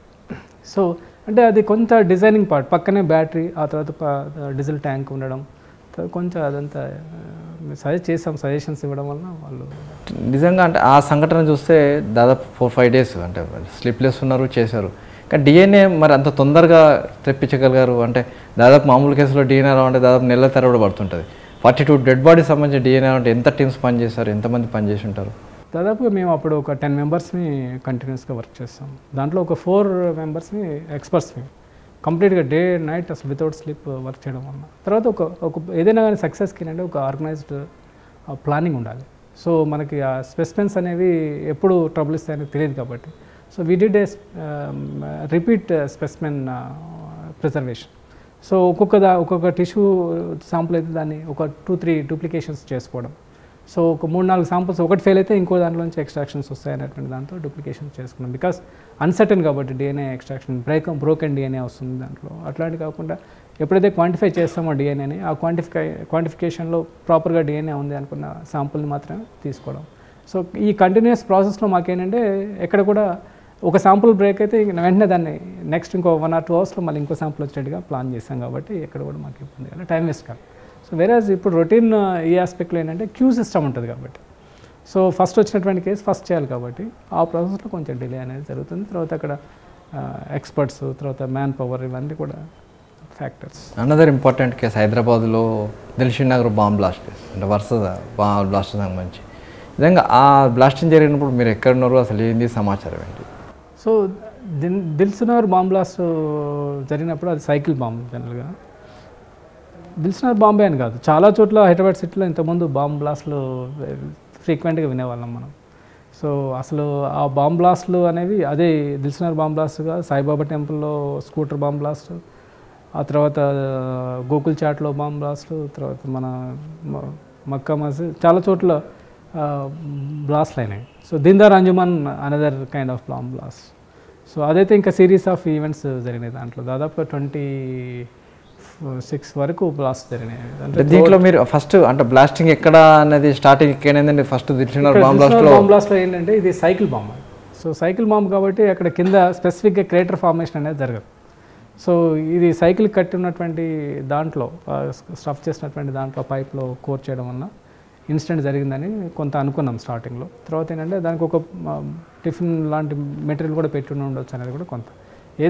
ఏమైనా కానీ అక్కడ గాలిలో వేలాడడం వలన లేదా బయట ఎయిర్లో ఉండడం వలన జరిగినటువంటి అఫెన్స్గా మేము లేటర్ స్టేజ్లో దాన్ని ఫైండ్ అవుట్ చేయడం జరిగింది. సో ఎర్లీ ఫేజ్ ఆఫ్ స్టేజ్లో నేను అప్పుడు ఆ టైంకి అక్కడ లేకున్నట్టు, నేను ఎఫ్ఎస్ఎల్లో ఉన్నట్టు. తర్వాత అది అయిన తర్వాతనే మళ్ళీ క్లూస్కి రావడం జరిగింది. మీరు సర్వీస్లో ఉన్నామంటే మేజర్గా అంటే మావోయిస్ట్ బ్లాస్టింగ్ సంబంధించినదే హోమ్ మినిస్టర్గా ఉన్న మాధవ్ రెడ్డి కేసు ఒకటి ఛాలెంజింగ్ కేసు అని చెప్పొచ్చు. ఎందుకంటే గట్కేశ్వర సమీపంలో బ్లాస్టింగ్ చేస్తే మాధవ్ రెడ్డి కూడా అక్కడ మరణించడం జరిగింది, చనిపోవడం జరిగింది. ఆ కేసు సంబంధించి చూస్తే నిజంగా ఫస్ట్ టైము మావోయిస్టులు ఎలాంటి టెక్నాలజీ వాడుతున్నారా అన్న అది కూడా వచ్చింది. అసలు ఆ టెక్నాలజీ ఏంటి, ఏ విధంగా బ్లాస్ట్ చేయడం జరిగింది? అసలు యాక్చువల్గా మాధవ్ రెడ్డి గారు ఆనరబుల్ హోమ్ మినిస్టర్గా పనిచేసి తర్వాత పంచాయతీరాజ్ మినిస్టర్గా ఉన్నటువంటి టైంలో అది. సో అక్కడ తను యాదగిరిగుట్టకి వెళ్ళి మళ్ళీ రిటర్న్ అయ్యేటువంటి క్రమంలో ఈ ఇన్సిడెంట్ జరగడం జరిగింది. ఇది 2001లో అనుకుంటాను జరిగింది, ఫిబ్రవరి మంత్. సో ఇమీడియట్గా ఇన్సిడెంట్ జరిగిన తర్వాత వెంటనే అక్కడికి వెళ్ళాము. సో అక్కడ మాకు దొరికినటువంటి ఆ క్రేటర్ ఫార్మేషన్, ఇంతకుముందు ఇక్కడేమో క్రేటర్ అనేది లేదు, అక్కడ ఏంటంటే రోడ్డు పైనే లేడ్ కాబట్టి ఈ ప్లాంట్ చేశారు కాబట్టి వీటిని మైన్స్ని. సో ఈ మైన్స్లో బ్లాస్ట్ అయిన తర్వాత ఏర్పడినటువంటి గొయ్యి ఏదైతే ఉందో దాన్ని మనం క్రేటర్స్ అని అంటాం. సో ఈ క్రేటర్ ఫార్మేషన్లో మళ్ళీ దాంట్లో ఉన్నటువంటి మెటీరియల్ అంతా కూడా వెతికి తీసాం. తర్వాత లీడ్ వైర్ చూసాం. సో ఎంత డిస్టెన్స్లో కూర్చున్నారు అతను అనేదాన్ని ఫైండ్ అవుట్ చూస్తే ఆల్మోస్ట్ ఒక 200 meters away they sat and then blown off the triggered the device. So అక్కడ నుంచి ఇక్కడ వరకు రావడానికి ఎంత పవర్ వాడాలి అనేది ఇక్కడికి వస్తుంది అనమాట. సో కెమెరా ఫ్లాష్లో అక్కడ కూర్చున్న ప్లేస్ ఏదైతే ఉందో అక్కడ 2 కెమెరా ఫ్లాషెస్ సిరీస్లో కనెక్ట్ అయి ఉండడం గమనించాం. సో కెమెరా ఫ్లాషెస్ ఎందుకు వాడాడు అనేటువంటిది అప్పుడు మళ్ళీ $1 million వస్తుంది. సో మొత్తం అంతా తరువుగా దాన్ని ఓపెన్ చేసి చూస్తే ఏంటంటే సో దాంట్లో ఉండేటువంటి మెకానిజం, ఒక 1.5 volts బ్యాటరీస్ని 4 ఒక్కొక్క కెమెరా ఫ్లాష్లో వేస్తే 6 volts అవుతుంది. సో 6 volts దాన్ని ఫోటో మల్టిప్లైయర్కి కనెక్ట్ చేసుకోవడం వలన 330 wattage పవర్ అవుట్పుట్ వస్తుంది. సో ఫ్లాష్ రాకుండా ఆ జనరేట్ అయినటువంటి పవర్ని వైర్లోంచి తీసుకుంటాడు కాబట్టి సో అది ఈజీగా 200 meters వెళ్ళగలుగుతుంది ఆ పవర్. సో ఆ పవర్ వెళ్తేనే డిటనేటర్లో ఉండేటువంటిది బ్లాస్ట్ అవ్వగలుగుతుంది, ప్రైమరీ ఎక్స్పోజ్. దాని ఇంపాక్ట్కి దాని చుట్టూ ఉన్నటువంటి సరౌండింగ్ మైండ్లో ఉన్నటువంటి చార్జ్ అంతా కూడా బ్లాస్ట్ అవ్వగలుగుతుంది. సో అక్కడ ఫస్ట్ టైం అది చూసినప్పుడు నిజంగా మాకు అద్భుతంగా అనిపించింది. అది అంటే పీడబ్ల్యూజీకి టెక్నాలజీ, న్యూ టెక్నాలజీ ఎక్కడి నుంచి వచ్చిందని అనుకున్నాం అప్పట్లో. సో అది ఫస్ట్ టైం చూసినప్పుడు నిజంగా we felt it is a new kind of technology. అంటే నిజంగా టెక్నాలజీ ఎక్కడ నుండి ఇంపోర్ట్ ఎట్లా చేశారు ఏంటంటే అవైలబుల్ అంటే మీరు ఎట్లా తెలుసుకోగలిగారు? జనరల్గా ఏంటంటే వాళ్ళు ఎక్కడైతే ఇప్పుడు ఈ ట్రిగ్గరింగ్ మెకానిజం అనేది depending on the situation. So triggering mechanism ఇప్పుడు అక్కడ ఫ్లాషెస్ ఉన్నాయి కాబట్టి ఎవరు కూడా వాళ్ళని అనుమానించరు. సో అనుమానించినా కెమెరా మ్యాన్ అనుకుంటాం మనం, ఫ్లాష్ ఉంది కాబట్టి కెమెరా ఉంటుంది, ఫ్లాష్ ఉంటుంది కాబట్టి కెమెరా, డౌట్ రాదు. ఆల్రెడీ మైన్స్ ప్లాన్ చేసి పెట్టుకున్నారు, వైర్ కూడా వేసి పెట్టుకున్నారు రెడీగా. So they are waiting for the target. ఎప్పుడైతే టార్గెట్ లైన్ ఆఫ్ సైట్లోకి వచ్చిందో, ఇన్ఫర్మేషన్ ఉందో, ఇన్ఫర్మేషన్ ఉండగానే వెంటనే అక్కడ దూరంగా కూర్చొని లైన్ ఆఫ్ సైట్ ఎప్పుడైతే టార్గెట్ రీచ్ అవుతుందో వెంటనే ఈ ట్రిగ్గరింగ్ ప్రెస్ చేయడం జరిగింది. ఇక్కడ ట్రిగ్గరింగ్ ఏంటంటే జస్ట్ కెమెరా ఫ్లాష్లో ఉండేటువంటి ఆ గ్రీన్ బటన్ని తీసి స్విచ్గా మార్చుకున్నారు వాళ్ళు. సో ఆ స్విచ్ ప్రెస్ చేయగానే దాంట్లో ఫ్లాష్ రాకుండా డైరెక్ట్గా అది పవర్ వైర్లోంచి డిటనేటర్స్కి వెళ్ళడం, డిటనేటర్స్ బ్లో అవ్వడం, ఛార్జ్ అంతా మైండ్ బ్లాస్ట్ అవ్వడం జరిగింది. సో ఈ పర్టికులర్ మెకానిజం అనేది దాని depending on the situation. So ఎక్కడికక్కడ వాళ్ళ రిక్వైర్మెంట్ని బట్టి వాళ్ళు ఆ ట్రిగ్గరింగ్ అనేది మార్చుకుంటూ ఉంటారు. అంటే నక్సలైట్లు ఫస్ట్ టైము ఈ ఫ్లాష్ లైట్ని right first time Naxalites PWG group వాడడం జరిగింది అక్కడ. అట్లాగే దీన్దార్ అంజుమన్ గ్రూప్ మీరు చూస్తే ఇక్కడ different kind of photo clock అనేది అయితే ఉందో దాన్ని వాడారు. సో దీంట్లోనే ఇదే మావోయిస్ట్ చూస్తే మన రాచకొండ గుట్టలో క్లైమర్ వాడడం జరిగింది. అది కూడా ఫస్ట్ టైం. అంటే చెట్లకు కట్టేసి ఆపోజిట్ డైరెక్షన్ కట్టేసి క్లైమర్ వాడడం జరిగింది. అది కూడా ఫస్ట్ టైం అనుకుంటా కదా. అంటే క్లైమర్ మైన్స్ అనేది జనరల్గా వాడుతూ ఉంటారు. అప్పుడు మన సిపి గారు, మన డీజీ గారు అప్పుడు సైబరాబాద్ సిపిగా ఉన్నటువంటి టైం, మహేందర్ రెడ్డి సార్ అప్పుడు. సో ఆ టైంలో అక్కడ క్లైమోర్స్ అనేవి డైరెక్షనల్ మైన్స్ అవి. సో ఒక టార్గెట్ ఈ డైరెక్షన్లో వస్తుంది అనుకున్నప్పుడు ఆ క్లైమోర్ మైన్స్ని వాడతారు. క్లైమోర్ మైన్స్ అనేది targeted oriented and directional mines కాబట్టి, సో అవి బ్లోన్ అయినప్పుడు వచ్చేటువంటి చిన్న చిన్న పీసెస్ ఏవైతే ఉన్నాయో అవి హిట్ అయ్యి టార్గెట్ ఫినిష్ అవ్వడం జరుగుతుంది. అంటే దాన్ని ఎట్లా చూస్తారు అసలు? అంటే క్లైమర్ ఎట్లా బ్లాస్టింగ్ ఉంటుంది? జనరల్గా దాని మెకానిజం ప్రెజర్ రిలీజ్ మెకానిజం ఉంటుంది జనరల్గా. సో ప్రెజర్ రిలీజ్ మెకానిజం ద్వారా ఎక్కడో దూరంగా కూర్చొని దాన్ని ప్రెజర్ రిలీజ్ చేసేసి దాని ద్వారా బ్లాస్ట్ అయిన ఇంపాక్ట్కి ఆ టార్గెట్ ఫినిష్ అనేది అని చూస్తారు. సో మనకు క్రైమ్ సీన్లోకి వెళ్ళిన తర్వాత అక్కడ ఉన్నటువంటి కాంపోనెంట్స్ అన్నిటిని కూడా విడివిడిగా చూస్తాం. అంటే మనకి what kind of container it is, what kind of ingredients in it, అవన్నిటిని కూడా ప్రాసెస్ చేసి we say them as chain of detonation, what exactly the chain of detonation in it అనేది పరిశీలిస్తాం. దీంట్లో హైదరాబాద్ నగరంలో కావచ్చు, లేకుంటే సౌత్ ఇండియాలో కావచ్చు, దీన్దార్ అంజుమన్ వరుసగా పేలుళ్ళు జరిపింది. దాని ట్రాక్ కూడా మన హైదరాబాద్ నుంచి మనమే ట్రాక్ చేయగలం. అంటే వాళ్ళు ఏం చేస్తున్నారు, వాళ్ళ ఆపరేషన్ ట్రాక్ కూడా దాంట్లో కీలకంగా వ్యవహరించింది మీరని చెప్పి చెప్తుంటారు. అసలు ఏం జరిగింది? అంటే మేము అప్పుడు ఉన్నటువంటి ఇన్ఫర్మేషన్ అంటే నేను యాక్టివ్గా అందులో ఒక పార్ట్ అవ్వగలిగాము. బికాస్ నాతో పాటుగా ఇంకా మిగతా మన ఎక్స్ప్లోజివ్స్ ఎక్స్పర్ట్ రామ్మోహన్ రావు గారు వీళ్ళందరూ కూడా ఉన్నాం. సో మేమందరం అప్పుడు ఎస్పీ, మన ఇంటెలిజెన్స్ ఎస్పీ గారు, తర్వాత ఐజీ శివశంకర్ గారు, వీళ్ళంతా అప్పుడు ఒక గ్రూప్ లాగా ఉండి దీన్ని ఇమీడియట్గా ఎప్పటికప్పుడు ట్రాక్ చేయడం జరిగింది. సో దీంట్లో మళ్ళీ అగైన్ చైన్ ఆఫ్ డిటనేషన్లో మేము చూసినట్లయితే ఇక్కడ ఒకటేమో కంటైనర్ మీరు ఏ బ్లాస్ట్లో చూసినా మాకు తోఫాస్ బ్లేడ్ బాక్స్ అనేది దొరికింది. సో తోఫాస్ బ్లేడ్ బాక్స్ అనేది కంటైనర్ లాగా వాడాడు. సో తర్వాత బ్లాస్టింగ్ స్విచ్ మనం చూసినట్లయితే, ట్రిగ్గరింగ్ మెకానిజం చూసినట్లయితే ఇది క్వార్ట్జ్ క్లాక్ స్విచ్ని వాడాడు. సో క్వార్ట్జ్ క్లాక్ స్విచ్ అయితే ఎవరికి కూడా ఇది క్వార్ట్జ్ క్లాక్ అన్నట్టుగా వస్తుంది కాబట్టి దాని సస్పిషన్ కూడా ఎవరికి రాదు కాబట్టి ఆ క్వార్ట్జ్ క్లాక్ తీసేసుకొని దాంట్లో ఉండేటువంటి సెకండ్స్ హ్యాండ్ని తీసేసాడు. తర్వాత అవర్స్ హ్యాండ్ తీసేసి దానికి కనెక్ట్ చేసుకొని దాని నుంచి డివైస్ని ట్రిగ్గరింగ్ చేయడం మొదలుపెట్టారు. సో అక్కడ అగైన్ క్వార్ట్జ్ క్లాక్ వాడడం అనేది మళ్ళీ అగైన్ ఆ గ్రూప్కి అది new kind of thing, triggering mechanism. So దాంట్లో లాస్ట్కి ఏంటంటే మేము అసెస్ చేస్తుంది ఏంటంటే దాంట్లో చైన్ ఆఫ్ డిటనేషన్స్ అన్నింటిని కూడా ఫైండ్ అవుట్ చేసి గోవా వరకు కూడా వెళ్ళాం. వీళ్ళ పరిధి గోవా వరకు కూడా ఉంది. గోవాలో 2 ఇన్సిడెంట్స్ జరిగినాయి. గోవాలో జరిగినటువంటి ఇన్సిడెంట్స్కి ఈ ఇన్సిడెంట్స్కి ఏమైనా సిమిలారిటీస్ ఉన్నాయా లేదా ఫైండ్ అవుట్ చేయమన్నప్పుడు చూస్తే same kind of contents. So ఆ తర్వాత ఒక 1 మంత్ తర్వాత బెంగళూరులో మళ్ళీ 2 ఇన్సిడెంట్స్ జరిగినాయి. సో బెంగళూరులో జరిగినటువంటి 2 ఇన్సిడెంట్స్లో ఒకటి చర్చ్లో జరిగింది, ఇంకొకటేమో రోడ్ పైన మారుతి వ్యాన్లో జరిగింది. సో మారుతి వ్యాన్లో ఉన్నటువంటి కాంపోనెంట్స్, చర్చ్లో దొరికినటువంటి కాంపోనెంట్స్ అవన్నీ కూడా సేమ్ మళ్ళీ ఇవే ఇంగ్రీడియంట్స్ ఉండడం వలన ఇదంతా ఒకటే గ్రూప్ ఆపరేట్ చేస్తుందని ఫైండ్ అవుట్ చేయడం జరిగింది. ఆ తర్వాత ఆ వ్యాన్లో ఉండేటువంటి లోపల సీలింగ్లో ఎంబైడ్ అయినటువంటి కాపర్ గ్రాఫైట్ రాడ్ మీద ఉన్నటువంటి కాపర్, తర్వాత ఈ క్లాక్ పీసెస్, క్వార్ట్జ్ క్లాక్ పీసెస్ని బట్టి ఇదే గ్యాంగ్ ఆపరేట్ చేస్తుందని అప్పుడు చెప్పాం. ఆ తర్వాత ఇంజూర్డ్ అయినటువంటి 2 పర్సన్స్ కూడా అది ఎర్లియర్ ఏంటంటే అది మేము వెళ్ళకముందు అది ఒక రోడ్ యాక్సిడెంట్ లాగానే ట్రీట్ చేయబడింది. మేము వెళ్ళాక ఈ 2 సీన్స్ని కనెక్ట్ చేయడం జరిగింది. అంటే ఎప్పుడన్నా ఈ బ్లాస్టింగ్స్ ముందు ప్రివెన్షన్ చేసిన దాఖలాలు ఉన్నాయి? అంటే దాన్ని డిఫ్యూజ్ చేయడం కావచ్చు. కొన్నిట్లో మనకి దొరుకుతాయి బాంబ్స్, మైండ్స్ పేలవు.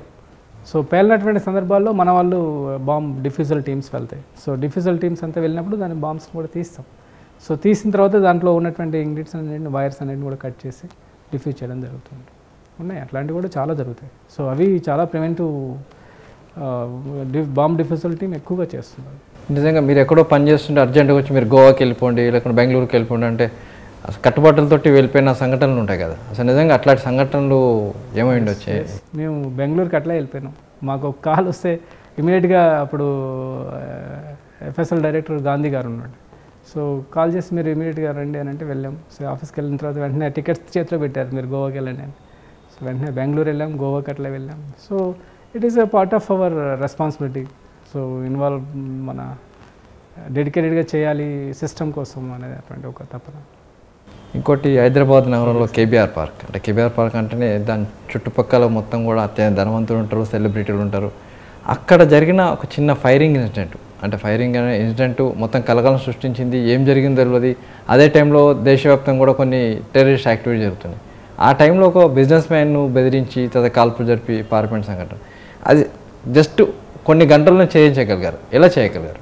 నిజంగా అది ఛాలెంజింగ్ టాస్క్ అని చెప్పాలి. ఎందుకంటే బ్రాడ్ డే లైట్లో తర్వాత ఒక వివిఐపి పైన కాల్పులు, అంతకుముందే మాజీ సీఎం కిరణ్ కుమార్ రెడ్డి గారు వాకింగ్ చేసుకొని వెళ్ళిపోయినటువంటి సందర్భం అది.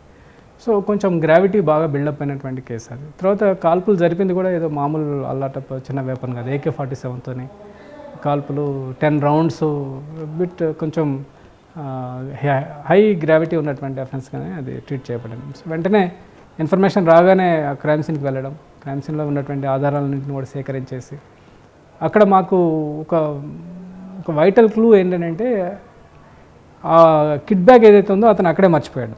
తనతో పాటు తెచ్చుకున్నటువంటి ఆ కిట్ బ్యాగ్ వెపన్ని బ్యాగ్లో పెట్టుకొని వచ్చాడు. ఆ పెనుగులాటలో నిత్యానంద రెడ్డి పైన కాల్పులు జరిపేటువంటి క్రమంలో వాళ్ళ తమ్ముడు వచ్చేసి అతన్ని పట్టుకునేటువంటి ప్రయత్నం చేశాడు.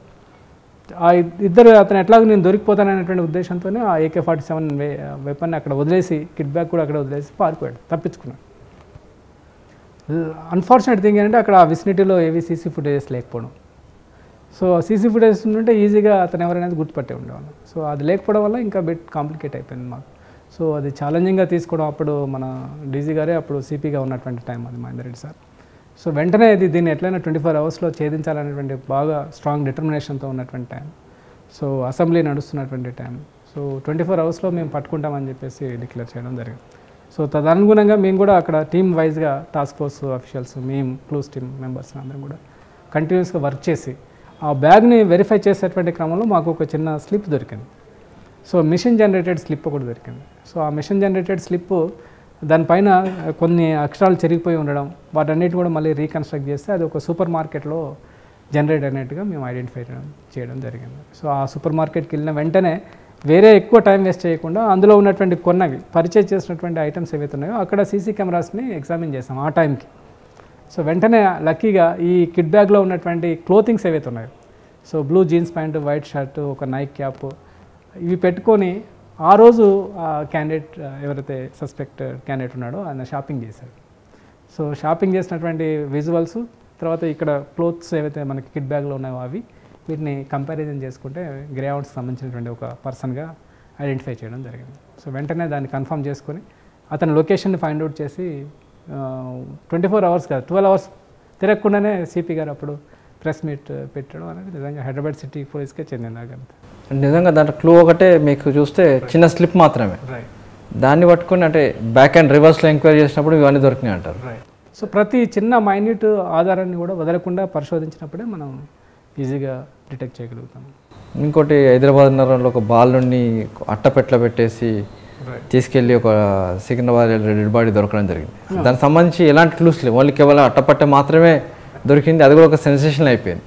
దాన్ని పట్టుకోవడం కూడా పెద్ద ఛాలెంజింగ్. అంటే పోలీసులు మొత్తం ఎవరు చేసినా బాలుడు ఎవరో తెలియదు, తర్వాత ఓన్లీ అట్టపెట్టే ఉంది. దాన్ని తీసుకొచ్చింది కూడా ఎక్కడ అన్నోన్ పర్సన్ కూడా దొరికింది. దాన్ని ఎట్లా ఛేదించగలిగారు? అది బేగం బజార్లో ఉన్నటువంటి ఒక వ్యక్తిని చంపేసి ఆ పర్సన్ని అట్టపెట్టెలో పెట్టి సికింద్రాబాద్లో వదిలేసి వెళ్ళడం జరిగింది. సో అక్కడి నుంచి స్టార్ట్ అయినటువంటి దాన్ని మేము క్రైమ్ సీన్లోకి వెళ్ళిన తర్వాత బాగా అక్కడ క్రౌడ్ ఎక్కువగా ఉండే ఆ పెట్టెని అట్లాగే యాజ్ ఇట్ ఈస్గా తీసుకెళ్ళి మార్చురీ దగ్గర ఓపెన్ చేసాం దాన్ని. సో ఓపెన్ చేస్తే మాకు దాని మీద ఉన్నటువంటి ఒక చిన్న ఫోన్ నెంబర్, అంటే అది రెఫ్రిజిరేటర్కి సంబంధించినటువంటి అట్టపెట్టెగా దాన్ని ఫైండ్ అవుట్ చేయడం జరిగింది ఓపెన్ చేసి చూస్తే. సో దాని మీద ఒక డెలివరీ ఫోన్ నెంబర్ ఒకటి దాని మీద ఉంది. ఆ ఫోన్ నెంబర్ని ఫైండ్ అవుట్ చేస్తే it has originated from Rajahmundry. So ఆ రాజమండ్రి దగ్గర నుంచి ఆ పక్కనే ఉన్నటువంటి ఒక నైబర్ ఉన్నాడు, అతను బెంగళూరు బేస్డ్. సో ఇలా ఆ చైన్ అంతా కూడా లింక్ చేసుకుంటూ వస్తే అతను వాడినటువంటి ఒక గ్యాస్ నెంబర్ ఆ ద్వారా కన్సూమర్ ఎవరై ఉంటారని ఫైండ్ అవుట్ చేస్తే వీళ్ళు గ్యాంగ్ని ట్రేస్ చేయడం. ఇదే కాకుండా సైంటిఫిక్ ఎవిడెన్సెస్ ఇది, తర్వాత అక్కడ ఉన్నటువంటి టెక్నికల్ ఎవిడెన్సెస్. సో ఏ టైంకి ఎప్పుడు వీళ్ళు మూవ్ అయ్యారనే దాన్ని క్షుణ్ణంగా మనం ఎస్టాబ్లిష్ చేయడం జరిగింది దాంట్లో. సో అది కూడా మంచి వైటల్ ఎవిడెన్సెస్ అందులో. అంటే దాంట్లో మొత్తానికి చూస్తే సీన్లో కొంచెం వివరంగా చెప్పగలుగుతాయి అంటే ఎట్లా ఛేదించగలిగారు, ఏది వైటల్గా దొరికింది, నిజంగా ఎట్లా లింకప్ ఎట్లా చేశారు, అంటే ఏ టైంకి ఏ టవర్ లొకేషన్లోకి వచ్చారు వాళ్ళు. సో ఆ కాల్స్ మనకి టవర్ డంప్స్ నుంచి మెల్లగా ఒక్కొక్క నెంబర్ని ఫైండ్ అవుట్ చేసుకుంటూ రిపీట్ అయినటువంటి ప్రతి టవర్ని టచ్ చేసినటువంటి నెంబర్ ఏముంది ఆ నెంబర్స్ని ఐడెంటిఫై చేసాం. సో ఆ నెంబర్స్ అన్నీ కూడా ఒక దగ్గర నుంచే స్టార్ట్ అయ్యి ఇంకో దగ్గర ఎండ్ అయినటువంటిది క్రమం చూస్తాం. తర్వాత టెక్నికల్ ఎవిడెన్స్ అది. తర్వాత కాల్ డీటెయిల్స్ కూడా కొంత ఇన్ఫర్మేషన్ ఇచ్చింది మాకు. తర్వాత అట్టపెట్ట పైన ఉన్నటువంటి ఏదైతే నెంబర్ ఉందో మొబైల్ ఫోన్, అది ఒక రాజమండ్రి బేస్డ్ పర్సన్ది అవ్వడం. సో దాంతో కేసు అంతా కూడా. దాంతోపాటు చూస్తే ఇంకోటి హైదరాబాద్ అదే టైంలో జూబ్లీ హిల్స్లో ఒక అమ్మాయి అర్ధరాత్రి సమయంలో తన బాయ్ ఫ్రెండ్తో కలిసి వెళ్తున్న సమయంలో రోడ్ యాక్సిడెంట్గా రావడం, తర్వాత చనిపోవడం, తర్వాత అబ్బాయి బతికిపోవడం, ఇవన్నీ సైమల్టేనియస్గా జరిగినప్పుడు అది సెన్సేషన్ అయిపోయింది. దాన్ని ఏదైనా చూస్తే అబ్బాయి చంపేసి అమ్మాయిని అక్కడ పెట్టేసి పోయాడని కొంత వాదన కూడా బయటకు వచ్చింది. కానీ ఇది రోడ్ యాక్సిడెంట్ అని చెప్పి తర్వాత మీరు తేల్చారు. అసలు ఏ విధంగా తేల్చగలిగారు? అంటే మనకి సిమ్టమ్స్ ఏవైతే ఉన్నాయో టైమ్ సిన్స్ డెత్ అని అంటాం. అంటే పిఎంఈ పోస్ట్ మార్టం ఎగ్జామినేషన్లో క్లియర్గా మనకి అది ఎలాంటి ఎట్లా స్మాదరింగ్ కావబడిందా, లేకపోతే రోడ్ యాక్సిడెంటా, లేకపోతే ఏంటనేది క్లియర్గా మనకి పిఎంఈలో దొరుకుతుంది నెంబర్ 1. తర్వాత ఈ సిరీస్ ఆఫ్ ఈవెంట్స్ని మనం క్రైమ్స్ని రీకన్స్ట్రక్ట్ చేసే క్రమంలో ఏ టైంకి వీళ్ళు ఇక్కడికి అరైవ్ అయ్యారు, టెక్నికల్ ఎవిడెన్సెస్ ఏమున్నాయి, అప్పుడు టవర్ లొకేషన్స్ ఏమున్నాయి, సో ఇక్కడ ఉన్నటువంటి బయోమెట్రిక్ సిస్టమ్ ఎప్పుడు ఆపరేట్ చేశారు. సో ఇట్లా ఈ సిరీస్ ఆఫ్ ఈవెంట్స్ అన్నిటిని కూడా ఫైండ్ అవుట్ చేసి ఇది మీరు అన్నట్టుగా అది రోడ్ యాక్సిడెంట్ వలన ఇన్సిడెంట్ జరిగింది అన్నట్టుగా తెలుస్తున్నారు. దాంట్లో మినిట్ ఆ రోజు ప్రెస్ కాన్ఫరెన్స్ దాదాపు 2.5 hours నడవడం జరిగింది. సెకండ్ ఇవ్వడం జరిగింది. అది మొత్తం కూడా మీరే ఇచ్చారు. ఎట్లా ఏ విధంగా చేశారు దాన్ని? అది ఒక రోడ్ యాక్సిడెంట్. అది మీరు చూసినట్లయితే అంటే వీళ్ళు ఒక పార్టీకి బయలుదేరారు అందరు కలిసి. సో పార్టీకి బయలుదేరిన తర్వాత నైట్ మళ్ళీ అగైన్ బంజారా హిల్స్కి రావడం, వచ్చి వాళ్ళ ఫాదర్ అటెండ్ చేయడం, ఫాదర్ కాల్ చేసిన తర్వాత తను మళ్ళీ ఆ కాల్ అటెండ్ చేసిన కొద్ది క్షణాలకే రోడ్ యాక్సిడెంట్ జరగడం అనేది జరిగింది. సో అక్కడ ఉన్నటువంటి ఆ ట్రీ పైన ఏదైతే ఇంపాక్ట్ ఉందో ఆ ట్రీ ఇంపాక్ట్ తర్వాత ఈ వెహికల్ పైన ఎక్స్చేంజ్ ఆఫ్ మెటీరియల్స్ జరిగింది. సో ఆ బెరడు ఏదైతే ఉందో ట్రీది ఉన్నటువంటి బెరడు ఇక్కడ జరిగింది, దీనికి వెహికల్లో పెనట్రేట్ అవ్వడం జరిగింది. సో వెహికల్ పెయింట్ కొంత ట్రీకి అంటుకోవడం జరిగింది. సో ఈ రెండింటిని ముందు రీకన్స్ట్రక్ట్ చేస్తాం నెంబర్ 1. తర్వాత అక్కడ పాసిబిలిటీస్ ఏంటి అని అంటే మళ్ళీ రీకన్స్ట్రక్షన్ ప్రాసెస్లో మేము వెహికల్ని తరో ఎగ్జామినేషన్ చేసాం. సో ఆ కారు అనేది frame based vehicle. So frame based vehicle followed by pillar construction. So whereas 2 రకాల కన్స్ట్రక్షన్స్ ఉంటాయి. ఒకటేమో చాసిస్ బేస్డ్ అంటే మొత్తం చుట్టూ ఫ్రేమ్ ఉంటుంది, దాని మీద వెహికల్ కన్స్ట్రక్షన్స్ అనేది జరుగుతుంది. ఇది అలా కాకుండా చాసిస్ బేస్డ్ కాకుండా ఇది ఓన్లీ ఫ్రేమ్ బేస్డ్ వెహికల్ అవడం వలన, సపోర్టెడ్ బై పిల్లర్ అవడం వలన, ఎప్పుడైతే ఇది కొంచెం టిల్ట్ తీసుకున్నటువంటి క్రమంలో ఒక మిడిల్లో ఉన్నటువంటి మిడిల్ పిల్లర్కి హిట్ అవ్వడం వల్ల ఈ కూర్చున్నటువంటి సీట్ కంప్లీట్గా 45 degrees యాంగిల్ టర్న్ అవ్వడం జరిగింది. సో దానివల్ల ఆమెకి హెడ్ ఇంజరీ అవ్వడం, అక్కడెక్కడికి ప్రాణాలు కోల్పోవడం జరిగింది. సో అక్కడ ఉన్నటువంటి సైంటిఫిక్ ఎవిడెన్సెస్ ఏంటి అని అంటే ట్రీ పైన ఉన్నటువంటి మార్కింగ్స్, తర్వాత స్కిడ్ మార్క్స్, అక్కడ ఉన్నటువంటి టైర్ ఇంప్రెషన్స్, తర్వాత అక్కడ ఉన్నటువంటి వెహికల్లో ఉన్నటువంటి టిల్ట్ సీట్ యొక్క పొజిషన్స్, తర్వాత ఫ్రేమ్ షిఫ్ట్ ఎట్లా జరిగిందనే దాన్ని క్లియర్గా మేము రీకన్స్ట్రక్ట్ చేసాం. దాని తర్వాత చూస్తే శిరీష మర్డర్ కేసు, అంటే బ్యూటీషియన్ శిరీష, అదే కేసులో మీ ఎస్ఐ ఒకరు కూడా కాల్చుకొని కూడా చనిపోవడం జరిగింది. అది కూడా దాదాపు 1-2 months కూడా కేసు నడవడం జరిగింది. నిజంగా దాంట్లో చూస్తే కూడా దాన్ని మర్డర్ చేశారని చెప్పి ఒక వాదన, లేదంటే లేదు అమ్మాయిని ఇంకో తీరు చేసి చనిపోయారని, తర్వాత అక్కడ ప్రభాకర్ రెడ్డి అతనికి సంబంధించి కొంత రోల్ ఉందని, ఇవంతా ఒక కుక్బుక్ అన్ని స్టోరీస్ రావడం జరిగింది. ఫైనల్ చూస్తే ఈ అమ్మాయి సంబంధించి ఒకటి ఏం తేలిపోయింది, తర్వాత అక్కడ కాల్చుకొని చనిపోయింది, అది తేలింది. ఇవన్నీ ఎట్లా సమప్ చేసి ఎట్లా తేల్చగలిగారు? అది యాక్చువల్గా మన టీం అక్కడ వెళ్ళిన తర్వాత ఏంటంటే ఆల్రెడీ బయోమెట్రిక్ సిస్టమ్ని అనాలిసిస్ చేయడం జరిగింది.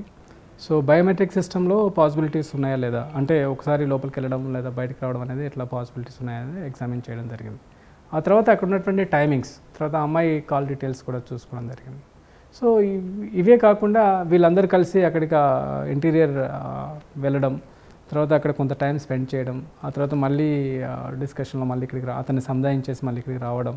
సో ఈ ప్రాసెస్ అంతా కూడా రీకన్స్ట్రక్ట్ చేసి వాళ్ళ టవర్ లొకేషన్స్, తర్వాత ఇవన్నీ కూడా ఫైండ్ అవుట్ చేసి కాల్ డీటెయిల్స్ ఇవన్నీ ఫైండ్ అవుట్ చేసిన తర్వాత then we arrived a conclusion and that. దాంట్లో చాలా అంటే ఎవిడెన్స్ అనేది దొరకడం కొంత కష్టంగా ఉండే కదా చాలా వరకు. దాన్ని బేసికల్ ఏంటంటే మెడికల్ రిపోర్ట్స్ మీద ఎక్కువగా బేస్ అయ్యాం. తర్వాత అక్కడ ఉన్నటువంటి టైం ఏదైతే కాల్ డీటెయిల్స్ ఉన్నాయో వాటి మీద ఎక్కువగా బేస్ కావడం, టైమింగ్స్ కూడా ఎస్పెషల్లీ టైమింగ్స్, బికాస్ తను అక్కడ సూసైడ్ చేసుకున్న తర్వాత ఇంకా అందులో పెద్దగా మనకి ఎవిడెన్సెస్ అనేది లిగేచర్ మార్క్ ఉందా లేదా ఇవన్నీ ఫైండ్ అవుట్ చేయాలి. అంటే అబ్బాయిల్ని మర్డర్ చేశారని చెప్పి కొంత వాదన ఉండే కదా, దాన్ని ఎట్లా తేల్చగలిగారు చివరికి? మనకి క్లియర్గా అక్కడ సూసైడ్ దాంట్లో జనరల్గా మీరు చూసినట్టయితే లిగేచర్ మార్క్స్ ప్రామినెంట్గా ఉంటాయి. సో ఆ యూ షేప్ లిగేచర్ మార్క్ ఉందా లేదా అట్లాంటివి ఫైండ్ అవుట్ చేస్తాం. ఇంకోటి చూస్తే మన నిజాం సంబంధించిన ఆభరణాల చోరీ ఒకటి కూడా మేజర్గా సెన్సేషనల్ అయింది. ఆ కేసులో చూస్తే చిన్న హోల్ నుంచి అక్యూజ్ లోపలికి వెళ్ళి ఆభరణాలు బయటికి తీసుకొచ్చి చోరీ చేసిన సంఘటన. దాన్ని చూస్తే చిన్నపిల్లలు ఏదో వెళ్ళి దొంగతనం చేశారన్న భావంతో ఫస్ట్ పోలీసులు కూడా అందరూ కూడా అదే యాంగిల్ ఇన్వెస్టిగేషన్ చేశారు. తర్వాత చూస్తే అది పెద్దవాళ్ళు చేశారనేది బయటపడింది. ఇంకా దాన్ని ఎట్లా అంటే మొత్తం వివరంగా చెప్పగలుగుతారు దాన్ని? ఇప్పుడు దాంట్లో అది ఏంటంటే కొంత సీన్ ఆఫ్ అఫెన్స్ ఎగ్జామిన్ చేసినప్పుడు అడిషనల్ సిపి క్రైమ్స్, తర్వాత సిపి గారు మన జాయింట్ సిపి క్రైమ్స్ కూడా అక్కడ తరువుగా ఎగ్జామిన్ చేసాం. వాళ్ళతో పాటు మేము ఉన్నాం ఉండి మొత్తం దాన్ని అంతా రీకన్స్ట్రక్ట్ చేసాం. సో ఈ రీకన్స్ట్రక్షన్ ప్రాసెస్లో మనకి అక్కడ ఒక చిన్న సీసీ కెమెరా ఉంది. సో ఆ సీసీ కెమెరాలో ఉండేటువంటి అది రాకుండా, ఈ ఫుటేజ్ అనేది రాకుండా ముందు సీసీ కెమెరాని పక్కకి టిల్ట్ చేశారు. టిల్ట్ చేసి లోపలికి దిగినటువంటి క్రమంలో ఒక చిన్న తాడు లాంటిది వేసుకొని ఆ వెంటిలేటర్లోంచి లోపలికి దిగడం. అది మనం అనుకున్నట్టుగా వెంటిలేటర్ చాలా అంత నేరోగా ఏం లేదు, ఒక వ్యక్తి దిగొచ్చు ఈజీగా. బట్ థింగ్ ఏంటంటే ఫస్ట్ వెంటిలేటర్ అనగానే మనకి చాలా నేరో డౌన్ చిన్న వెంటిలేటర్ అనేది గుర్తొస్తుంది. కానీ అది వుడ్ ఫ్రేమ్తో తయారు చేసినటువంటి ఒక వెంటిలేటర్ ఉండడం వల్ల ఆ ఫ్రేమ్ అంతా కూడా తీసేసి ఒక హుక్ గోడకి ఆ తాడు కట్టుకొని లోపలికి దిగినట్టుగా మనకి క్లియర్ కనిపిస్తుంది. సో దిగినప్పుడు పడినటువంటి ఇంప్రెషన్స్, ఫుట్ ఇంప్రెషన్స్, లోపల దిగిన తర్వాత మళ్ళీ ఆ టూల్స్ వాడడం, స్క్రూ డ్రైవర్ కానీ లేకపోతే అక్కడ లోపల ఉన్నటువంటి కప్పు సాసర్ని, గోల్డెన్ కప్పు సాసర్, తర్వాత టిఫిన్ బాక్స్, సో వీటిని తీసుకునేటువంటి ప్రయత్నం చేసినట్టుగా అక్కడ మనకి క్లియర్గా. అంటే ఫస్ట్ అది నిజంగా ఎవరు చేశారనుకుంటారు మీరు? నిజంగా దాంట్లో అంటే ఇది ఒక ప్రొఫెషనల్ అఫెండర్ చేశాడనే ఒక భావనలో ఉన్నుంటి మేము యాక్చువల్గా. సో కానీ అది రెక్కీ చేసిన తర్వాత ఈ ఇన్సిడెంట్ జరిగింది. అంతకుముందు అన్ఫార్చునేట్ థింగ్ ఏంటంటే అక్కడ కొన్ని సీసీ కెమెరాలు పనిచేయకపోవడం వల్ల ఎవరు రెక్కీ చేశారనేది కూడా మనం కరెక్ట్గా ఎస్టాబ్లిష్ చేయలేకపోయినాం. తర్వాత టాస్క్ ఫోర్స్ ఇదంతా కూడా చూస్తే ముంబై వచ్చిన ముంబై గ్యాంగ్ అని చాలా సస్పెక్ట్ చేసి ఆ దేశంలో విచారణ చేస్తారు చాలా కాలం పాటు. ఆ తర్వాత మన లోకల్ చాలా తక్కువ టైం తీసుకున్నప్పటికి కూడా, అంటే కొంచెం ఒక 1 or 2 days ఎక్కువ అయినప్పటికీ కూడా, బట్ వెంటనే అది డిటెక్ట్ చేయడం జరిగింది విత్ ఆల్ టెక్నికల్ ఎవిడెన్సెస్. మీరు చేసిన కేసుల్లో ఇంకోటి సూరారం సంబంధించి ఒక ఇంటి సంబంధించిన కేసు ఒకటి, అది కూడా సెన్సేషన్ జరిగింది. అప్పుడున్న సీఎం కూడా ఆ ఇంటికి వచ్చి విజిట్ కూడా చేయడం జరిగింది. కేసు డీటెయిల్స్ ఏంటి అసలు ఆ పర్టికులర్ దాంట్లో ఏంటంటే డెకైటీ, అది డెకైటీ కమ్ ఎక్స్ప్లోజన్ దాంట్లోనే ఒక అతన్ని మర్డర్ చేయడం. సో ఇట్లా మల్టిపుల్ కాంపోనెంట్స్ అందులో ఉన్నాయి. సో ఒక 10 మంది గ్యాంగ్ మెంబర్స్ ఊర్లోకి ఎంటర్ అవ్వడం, ప్రతి ఇంట్లోకి దగ్గరికి వెళ్ళిపోయి డోర్ నాక్ చేసి, డోర్ ఓపెన్ చేయకపోతే అక్కడ ఒక చిన్న టిఫిన్ బాంబ్ బాక్స్ అని పేల్చి లోపలికి ఆ డోర్ని పగలు కొట్టేసి లోపలికి వెళ్ళిపోవడం, వాళ్ళని భయపెట్టి భయభ్రాంతులకు గురి చేసి వాళ్ళ దగ్గర ఉన్నటువంటి కొంత క్యాష్ వాళ్ళంతా దోచుకోవడం జరిగింది. సో ఆ క్రమంలో ఏంటంటే ఒక ఇంట్లో చేసిన తర్వాత మళ్ళీ వేరే ఇంట్లో అటెంప్ట్ చేయడం, అట్లా ఒక 10 ఇళ్లలో వాళ్ళు కంటిన్యూస్గా అఫెన్స్ చేయడం వల్ల, డెకైటీస్ చేయడం వల్ల బాగా సెన్సేషనల్ అయిపోయి ఆ టైంలో అప్పుడు ఉన్నటువంటి హోమ్ మినిస్టర్ గారు, తర్వాత సీఎం గారు, గౌరవ సీఎం గారు చంద్రబాబు నాయుడు గారు సో సీన్ని విజిట్ చేసినటువంటి ఒక సెన్సేషనల్ కేసు అది. సో దాంట్లో మనకి దొరికినటువంటి ఆధారాలన్నీ చక్కగా కలెక్ట్ చేసినటువంటి ఆధారాలన్నింటినీ కూడా మళ్ళీ అంతకుముందు ఈ గ్యాంగ్ ఏదైతే గ్యాంగ్ ఉన్నారో, ఈ చిన్న బేస్డ్ గ్యాంగ్, అది సూరారంలో జరిగినటువంటి gang, Stuartpuram gang. So earlier అఫెన్సెస్లో వాళ్ళు దొరికినప్పుడు ఏం చేసామనంటే, వాళ్ళ ఆల్రెడీ కొన్ని సీసీ వీడియో ఫుటేజెస్ తీయించాం. సో వీడియో ఫుటేజెస్లో ఉండేటువంటి వాళ్ళ ఒక మోడస్ ఆపరెండి అంతా కూడా. సో ఇక్కడ దొరికినటువంటి బిలాంగింగ్స్, వాళ్ళకి సంబంధించినటువంటి మాస్క్ కానీ, మంకీ క్యాప్స్ కానీ, మిలిటరీ ఆర్మీ డ్రెస్సులు లాంటివి, మిలిటరీ డ్రెస్సెస్ కానీ, సో ఆ కలర్ని వాటి క్లోతింగ్స్ని బట్టి, తర్వాత వాళ్ళు వాడినటువంటి గ్లౌస్, మాస్క్స్ని బట్టి ఇది వీళ్ళే చేసి ఉంటారని యాంటిసిపేట్ చేసి ఆ వీడియోని ఇన్మేట్స్కి అందరికి కూడా చూపించడం జరిగింది. సో దెన్ దే అప్రిషియేటెడ్ అనమాట. సో ఈ వీళ్ళే అని వాళ్ళు ఎప్పుడైతే చెప్పారో అప్పుడు మేము we did a small presentation on it. ఇంకా అప్పటికి వాళ్ళ లొకేషన్ని ఫైండ్ అవుట్ చేయడం కొంచెం టైం తీసుకున్నటువంటి క్రమంలో అప్పుడు హోమ్ మినిస్టర్ గారు ఒక ప్రెస్ కాన్ఫరెన్స్ డీజీ ఆఫీస్లో పెట్టినప్పుడు, సో ఎస్పీ గారు ఏంటంటే ఒక చిన్న ప్రజెంటేషన్లో ఇదంతా కూడా చెప్పడం, ఆ తర్వాత ఆ గ్యాంగ్ని ఇమీడియట్గా ఒక స్పెషల్ టీమ్స్ పంపించేసి కడపలో ఉన్న గ్యాంగ్ని అంతా కూడా అరెస్ట్ చేసి తీసుకురావడం జరిగింది. So it is really tough job at the time.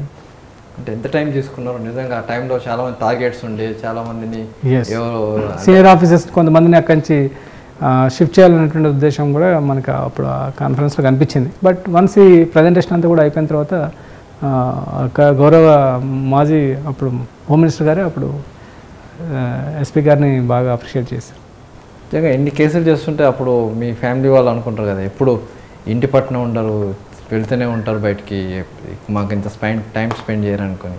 అది ఇంకా వాళ్ళకి స్లోగా అలవాటు అయిపోతుంది, ప్రొఫెషన్ ఇది కాబట్టి కొంత డిస్టర్బెన్సెస్ ఉంటాయి ఇంట్లో. ఎందుకంటే సడన్గా ఏదో మనం థియేటర్లో ఉండొచ్చు ఆ టైంకి, లేదా ఫ్యామిలీతో షాపింగ్కి వెళ్ళి ఉండొచ్చు, లేదా ఏదో ఫంక్షన్లో ఉండొచ్చు. సడన్గా కాల్ వచ్చినప్పుడు we cannot avoid the call, because అది మన అవసరం ఎంతో ఉంటేనే ఆఫీసెస్ చేస్తారు, సొసైటీకి మన యొక్క సర్వీసెస్ అవసరం ఉంటాయి అనే దాంతో పబ్లిక్ సర్వీస్ అనేది మోటో కాబట్టి first priority should be given to this only. Scientific దానికే కాకుండా మీరు లోయపల్లి సంబంధించి చూసినట్టు చాలామంది మావోయిస్టులు లొంగుబాటు సంబంధించి వ్యవహారం కూడా మీరు కీలకంగా వ్యవహరించినట్టు చెప్తుంటారు. అప్పుడు మన రోల్ డైరెక్ట్గా అంత పెద్దగా ఏం లేదు కానీ but part of the team. So అప్పుడు వాళ్ళు కండక్ట్ చేసినటువంటి ఒక ప్రెస్ మీట్ ఏదైతే ఉందో అంటే కమర్షియల్, వాళ్ళని జలస్రవంతిలోకి రావడానికి ఆహ్వానించాలనేటువంటి ఒక ప్రయత్నం చేశారు అప్పుడు. It is in the year 2002-03 ఆ టైంలో. సో మేము కూడా వెళ్ళి వాళ్ళతో పాటు ఇనిషియేట్ చేసి కొంచెం ఏ విధంగా, ఎందుకు దీనివల్ల డిసడ్వాంటేజ్ ఏంటి, అడ్వాంటేజ్ ఏంటి, సో పీస్ఫుల్ లైఫ్ ఎలా చేయాలి అనే దాంట్లో కొంచెం మా వంతు ఒక సోషల్ రెస్పాన్సిబిలిటీగా చేసాం. అంటే నిజంగా మావోయిస్టులు రావడానికి అంటే వాళ్ళు వచ్చిన తర్వాత జనజీవన స్రవంతి కలిసిన తర్వాత మళ్ళీ మీరు కలవడం జరిగింది వాళ్ళని? తర్వాత మేము కలవలేదు కానీ బట్ అప్పుడు మీరు చూసినట్లయితే కొంచెం రాచకొండ దళం అనేది కొంచెం వీక్ అయింది. సో చాలామంది యాక్టివ్గా వర్క్ చేస్తున్నటువంటి వాళ్ళంతా కూడా దీంట్లో జనస్రవంతిలోకి రావడం జరిగింది. అప్పుడు మన ఎస్పీ గారు అయితేనేముంది, తర్వాత మహేందర్ రెడ్డి సార్ చొరవ వలన అయితేనేముంది, చాలా వరకు ప్రభావం తగ్గిందని చెప్పుకోవాలి. ఇప్పుడు చూస్తే మనకు వల్గొండ ట్రైన్ ఇన్సిడెంట్ ఎందుకంటే దేశవ్యాప్తంగా సంచలనం రేకెత్తించింది, అంతేకాకుండా చాలామంది చనిపోవడం జరిగింది. ఆ ఇన్సిడెంట్లో మీరు కూడా అక్కడికి వెళ్ళి చాలా వరకు కూడా వర్క్ చేసినట్టు చెప్తుంటారు. యాక్చువల్గా ఏంటంటే దాంట్లో ఉన్నటువంటి స్పెసిమెన్స్ ఏవైతే కలెక్షన్ అవుతుందో చనిపోయినటువంటి వ్యక్తుల యొక్క అక్కడ కూడా మళ్ళీ ఏంటంటే ఎవరి బాడీ ఏంటి అనేది కూడా కొంత గందరగోళమైన పరిస్థితి. సో ఎందుకు ఆ ఇన్సిడెంట్ జరిగింది అనే దాంట్లో కొంత టీం వర్క్ చేసాం అప్పుడు. ఫైనల్గా దీంట్లో మీకు సాటిస్ఫై అనిపిస్తుంటుంది జాబ్? క్లూ సైజ్ ఎప్పుడు ఆల్వేస్ డైనమిక్గా ఉంటుందండి. సో డైనమిక్గా ఉంటుంది, ఎప్పుడు యాక్టివ్గా అప్డేట్ అవుతూ ఉండాలి. సో క్రిమినల్ ఎప్పుడు అప్డేట్ అవుతూ ఉంటాడు కాబట్టి మనం కూడా అప్డేట్ అవుతూ ఉండాలి. సో ఈ మధ్యకాలంలోనే హైదరాబాద్ సిటీలో ఒక ప్రోగ్రామ్ టేకప్ చేశారు జాయింట్ సెపీ గారు, శ్రీ అవినాష్ మోహంతి గారు. సో సిటీలో ఉన్న ప్రతి ఐఓకి కూడా search and Caesar of digital evidences పైన తరోగా ట్రైనింగ్ ఇవ్వాలి అనేటువంటి ఒక కాన్సెప్ట్ తీసుకొచ్చారు. సో సిపి గారు ఇన్స్ట్రక్షన్స్ ప్రకారంగా additional CP crimes, joint CP crimes, so వీళ్ళంతా ఒక బై 2020-21కి మొత్తం సిటీలో ఉన్నటువంటి ఆఫీసెస్ అందరూ కూడా సో డిజిటల్ ఎవిడెన్స్ అంటే భయం లేకుండా ఈజీగా మనం కూడా దాన్ని ఆపరేట్ చేయొచ్చు, మనం కూడా ప్రాపర్గా కలెక్ట్ చేయొచ్చు, సీజర్ చేయొచ్చు అనేటువంటి కాన్సెప్ట్ తీసుకురావడానికి ప్రయత్నం చేస్తున్నాం. ఇప్పుడు సినిమాలో చూపెడుతుంటారు టెక్నాలజీ ఏదో ఆలీ ఏదో చేస్తే ఇంకో బ్రహ్మానందం వాళ్ళు ఏదో కొడుతూ ఉంటారు, అలా టెక్నాలజీ నిజంగా ఉంటుంది మన దగ్గర. సో మనకి సాధ్యమైనంత వరకు physical evidences based, scientific evidence, technology based investigations ఇప్పుడు మీరు ఈ మధ్యకాలంలో చూస్తున్నారు. సో ఎక్కడ కూడా friendly policing towards public, not with the criminals. So criminals ఎక్కడైనా దొరికినప్పుడు we need to go for systematic way. So systematic వేలో రీకన్స్ట్రక్షన్ చేస్తాం, అవైలబుల్ ఫిజికల్ ఎవిడెన్సెస్ని బేస్ చేసేసుకొని వీ ట్రై టు రీకన్స్ట్రక్ట్ ఎంత ఇతని యొక్క ఇన్వాల్వ్మెంట్ ఉందనేది అసెస్ చేస్తాం. ఇప్పుడు చేసేవాళ్ళు చాలామంది నేరస్తులు నేరం ఒప్పుకోకపోవడం లేదు, చాలామంది నార్కో అనాలిసిస్ చేయాలని అంతవరకు అంతా లేదు. అది నిజంగా సక్సెస్ ఉంటుంది, దాంట్లో సక్సెస్ రేట్ ఎంత ఉంటుంది? నార్కో అనాలిసిస్ అనేది ప్రొహిబిటెడ్, యాక్చువల్గా చేయకూడదు. సో కన్సెంట్ తీసుకొని కానీ చేయాలి, అది కూడా కోర్ట్ పర్మిషన్ కావాలి. సో ఇక్కడ మన దగ్గర అయితే హైదరాబాద్ సిటీలో మనం ఎవరైనా చేయట్లేదు. సినిమాలో చూపెట్టిన చాలా వరకు అంత టెక్నాలజీగా మనం వెళ్ళే అవకాశం ఉంటుందా? నిజంగా వాళ్ళు చూపెట్టేది అడ్వాన్స్ ఉంటుందా, లేదా మన దగ్గర అడ్వాన్స్ ఉండొచ్చా? మనం చాలా అడ్వాన్స్డ్ ఉన్నామండి. సో ఆ విషయంలో ప్రౌడ్గా చెప్పుకోవచ్చు. సో హైదరాబాద్ సిటీ క్లూస్ని అభివృద్ధి చెందినటువంటి దేశాల సరస్సును నిలబెట్టినటువంటి ఘనత మన రాష్ట్ర డీజీపీ గారికి. సినిమాలో చూపెట్టేది కొన్ని సందర్భాల్లో అక్కడ చూసి నిజంగా ఇలాంటి సినిమాకి దీనికి అసలు ఏమాత్రం పోలిక ఉండదు. ఇది రియల్ యాక్టివిటీ ఉంటుంది అంతే. మీరు సినిమాలు చూస్తుంటారా? తక్కువ. అంటే లాస్ట్ సినిమాలు ఎప్పుడైనా చూసింటే సైంటిఫిక్ టెక్నాలజీ ఉన్న సినిమాలు చూస్తారా, లేకుంటే క్రైమ్ ఉన్న సినిమాలా? మాకు ఎక్కువగా బాగా కొంచెం హాస్యాస్పదంగా ఉన్నటువంటి కామెడీ బేస్డ్ ఉన్నటువంటి మూవీస్ ఎక్కువ ప్రిఫర్ చేస్తాం. ఎందుకంటే ఇన్వెస్టిగేషన్స్ ఇవన్నీ కూడా రొటీనే కాబట్టి ఇక్కడ. సో రెగ్యులర్గా చేసే యాక్టివిటీనే కాబట్టి అంత పెద్దగా. మీరే ఇన్వెస్టిగేషన్లో పార్ట్ అయినాం కదా, అలాంటి సినిమాలు అవసరం లేదంటే. రైట్. ఫైనల్గా నిజంగా ఇప్పుడు దీంట్లోకి రావాలంటే పోలీస్ డిపార్ట్మెంటే క్లూస్ టీమ్, అంటే క్లూస్ టీమ్ రావడానికి చాలామంది యువత ఆసక్తి చూపెడుతున్నారా లేదా, వస్తున్నారా లేదా? చాలామంది ఇంట్రెస్టెడ్గా ఉంటారు. కాకుండా ఏంటంటే దానికి ఒక ప్రొసీజర్ ఉంటుంది కాబట్టి ఎంఎస్సి క్వాలిఫై అయినటువంటి వాళ్ళు ఎవరైనా, సో ఎంఎస్సి ఫిజిక్స్ కానీ కెమిస్ట్రీ కానీ, ఇప్పుడు బీఈ బీటెక్ వాళ్ళు కూడా అవసరం ఉంటుంది. బికాస్ డిజిటైజేషన్ ఎక్కువ ఉంటుంది. ప్రతి యాక్టివిటీ ఇప్పుడు ఆన్లైన్ ట్రాన్సాక్షన్స్ అయితేనే ఉంది, ఆన్లైన్ ఫ్రాడ్స్ అయితేనే ఉంది, జాబ్ ఫ్రాడ్స్ అయి ఉండొచ్చు, మల్టీ లెవెల్ మార్కెటింగ్ అయి ఉండొచ్చు. ఇప్పుడు మొబైల్ డివైస్ అనేది మనకి అంతా కూడా డిజిటల్ బేస్డ్ ఎవిడెన్సెస్ని ఎక్కువగా ఇస్తుంది కాబట్టి, సో ఫ్యూచర్ అంతా కూడా డిజిటైజేషన్ ఎక్కువగా ఉంటుంది కాబట్టి ఫ్రాడ్స్ కూడా ఇంతకుముందులాగా ట్రెడిషనల్ హౌస్ బ్రేక్స్, థెఫ్ట్లు ఇవన్నీ తగ్గిపోతాయి మీరు చూసినట్లయితే. సో సైబర్ స్పేస్ బేస్డ్ ఎక్కువగా క్రైమ్స్ ఉంటాయి కాబట్టి, సో దాని మీద ఎక్కువ ఫోకస్ చేస్తున్నాం మేము. డెఫినెట్గా ఆ బేస్డ్ క్వాలిఫికేషన్స్ అవి ఉన్న వాళ్ళు ఎప్పుడైతే నోటిఫికేషన్ వస్తుందో దే కెన్ అప్రోచ్. ఫైనాన్షియల్ ఫ్రాడ్లో మీరు ఛేదించి మంచి ఇంట్రెస్టింగ్ ఉన్న కేసు ఒకటి చెప్తారు? ఫైనాన్షియల్ ఫ్రాడ్ ఈ మధ్యకాలంలో మీరు చూస్తున్నారు, కొన్ని కేసెస్లో, చాలా కేసెస్లో చేసాం. సో అవి ఇంకా అవన్నీ అండర్ ఇన్వెస్టిగేషన్లో ఉన్నాయి కాబట్టి వీ షుడ్ నాట్ డిస్కస్. ఫైనల్గా దేశవ్యాప్తంగా సంచలనం సృష్టించిన దిశ కేసులో దాంట్లో చూస్తే మీ పాత్ర చాలా కీలకం. ఎందుకంటే మీరు ఇచ్చిన ఎవిడెన్సెస్ కావచ్చు, మీరు ఇచ్చిన దాన్ని బట్టే కేసు ముందుకెళ్ళగలగారు, ఏం జరిగిందనే చెప్పగలరు పోలీసులు. నిజంగా దాంట్లో ఏం చేసింది, ఏం జరిగింది, మీరు ఇచ్చింది ఏంటి? ఆ పర్టికులర్ ఇన్సిడెంట్ టోల్ ప్లాజా దగ్గర జరిగినటువంటి ఇన్సిడెంట్, దానికి సంబంధించినటువంటి అక్కడ Disha case early phase of investigation మనం చూసినట్లయితే అక్కడ ఒక రేప్ కమిట్ చేసి ఆ అమ్మాయిని మళ్ళీ వెహికల్లో తీసుకొని వెళ్ళిపోవడం, తర్వాత వెహికల్లో కూడా చేస్తుంటే కొంత న్యూస్ దాంట్లో వచ్చింది అది. సో అక్కడ ఫ్యాక్చువల్గా జరిగినటువంటి ఇన్సిడెంట్స్ ఏవైతే సిరీస్ ఆఫ్ ఈవెంట్స్, తర్వాత వాటన్నింటిని కూడా మనం మళ్ళీ ఇన్వెస్టిగేషన్ నడుస్తుంది కాబట్టి we should not comment on that. So అక్కడ కొంత ఫిజికల్ ఎవిడెన్సెస్ని కలెక్ట్ చేయడం జరిగింది. సో ఆ ఫిజికల్ ఎవిడెన్సెస్ అన్నీ కూడా ఇమీడియట్గా ఏ రోజైతే కలెక్ట్ చేస్తామో వాటిని మరుసటి రోజే ఎఫ్ఎస్ఎల్కి పంపించడం, ఎఫ్ఎస్ఎల్లో వాటి ఎగ్జామినేషన్స్ క్విక్గా ప్రాసెస్ అయ్యేటట్టుగా ప్రయారిటీ బేసిస్ మీద ఎగ్జామినేషన్ చేయించడం. సో ఇలా ఇన్వెస్టిగేషన్ నడుస్తున్నటువంటి క్రమంలో అనుకోకుండా ఈ ఎన్కౌంటర్ ఇష్యూస్ రావడం వల్ల కొంత, అంటే అక్కడ డెడ్ బాడీ దగ్గర మనకు ఎవిడెన్స్ ఏం లేదు, అంటే ఒక చిన్న బక్కలు తప్పించి తర్వాత చిన్న అమ్మాయి వేసుకున్న గోల్స్ అలాంటి లాకెట్ మాత్రమే దొరకడం జరిగింది. ఎట్లా ఈ అమ్మాయి యాక్చువల్గా కాలిపోయినటువంటి అక్కడ సీన్ ఏదైతే ఉందో ఆ సీన్ దగ్గర దొరికినటువంటి అమ్మాయి వేసుకున్నటువంటి క్లోతింగ్స్, సో ఒక చున్నీ లాంటిది అక్కడ పడిపోవడం, ఆ చున్నీని వాళ్ళు ఐడెంటిఫై చేయడం, ఇన్మేట్స్ ఎస్పెషల్లీ ఆ అమ్మాయి యొక్క పేరెంట్స్ ఐడెంటిఫై చేసి ఇది దిశాదే అని చెప్పి వాళ్ళు నిర్ధారించడం అనేది అక్కడ క్రిటికల్ ఎవిడెన్స్ అది. సో అది దానివల్లనే ఐడెంటిఫై అయింది తప్ప, లేకపోతే డిఎన్ఏ ఫింగర్ ప్రింటింగ్ చేసేంత వరకు కూడా అసలు ఆ అమ్మాయి దిశ అని తెలిసి ఉండేది కాదు.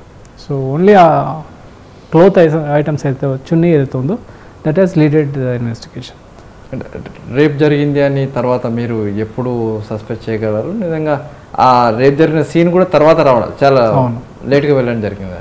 తర్వాత అక్కడి నుంచి మళ్ళీ ఎక్కడైతే ఇన్సిడెంట్ టోల్ ప్లాజా ఉందో ఇక్కడికి మన తొండపల్లి టోల్ ప్లాజాకి సెకండ్, అది ఫస్ట్ సీన్ అనుకున్నాం యాక్చువల్గా, కానీ ఇది ప్రైమరీ సీన్ ఇక్కడ తొండపల్లి టోల్ ప్లాజా అయింది. సెకండరీ సీన్ ఫస్ట్ చూసినటువంటి సీన్ సెకండరీ సీన్ అయింది. సో ఆ రెండింటిని క్లించింగ్ అంటే ఒక దగ్గర వెహికల్ పార్ట్స్ దొరకడం, కొన్ని ఆ వెహికల్ నంబర్స్, ప్లేట్స్, తర్వాత దాని రిలేటెడ్ మెటీరియల్స్ అన్నీ కూడా ఇంకా still cases under investigation. We should not. Department పరంగా చూస్తే టోటల్గా క్లూస్ టీమ్ అనేది కీలకమని చెప్పచ్చు. ఈ all investigating agencies all are important.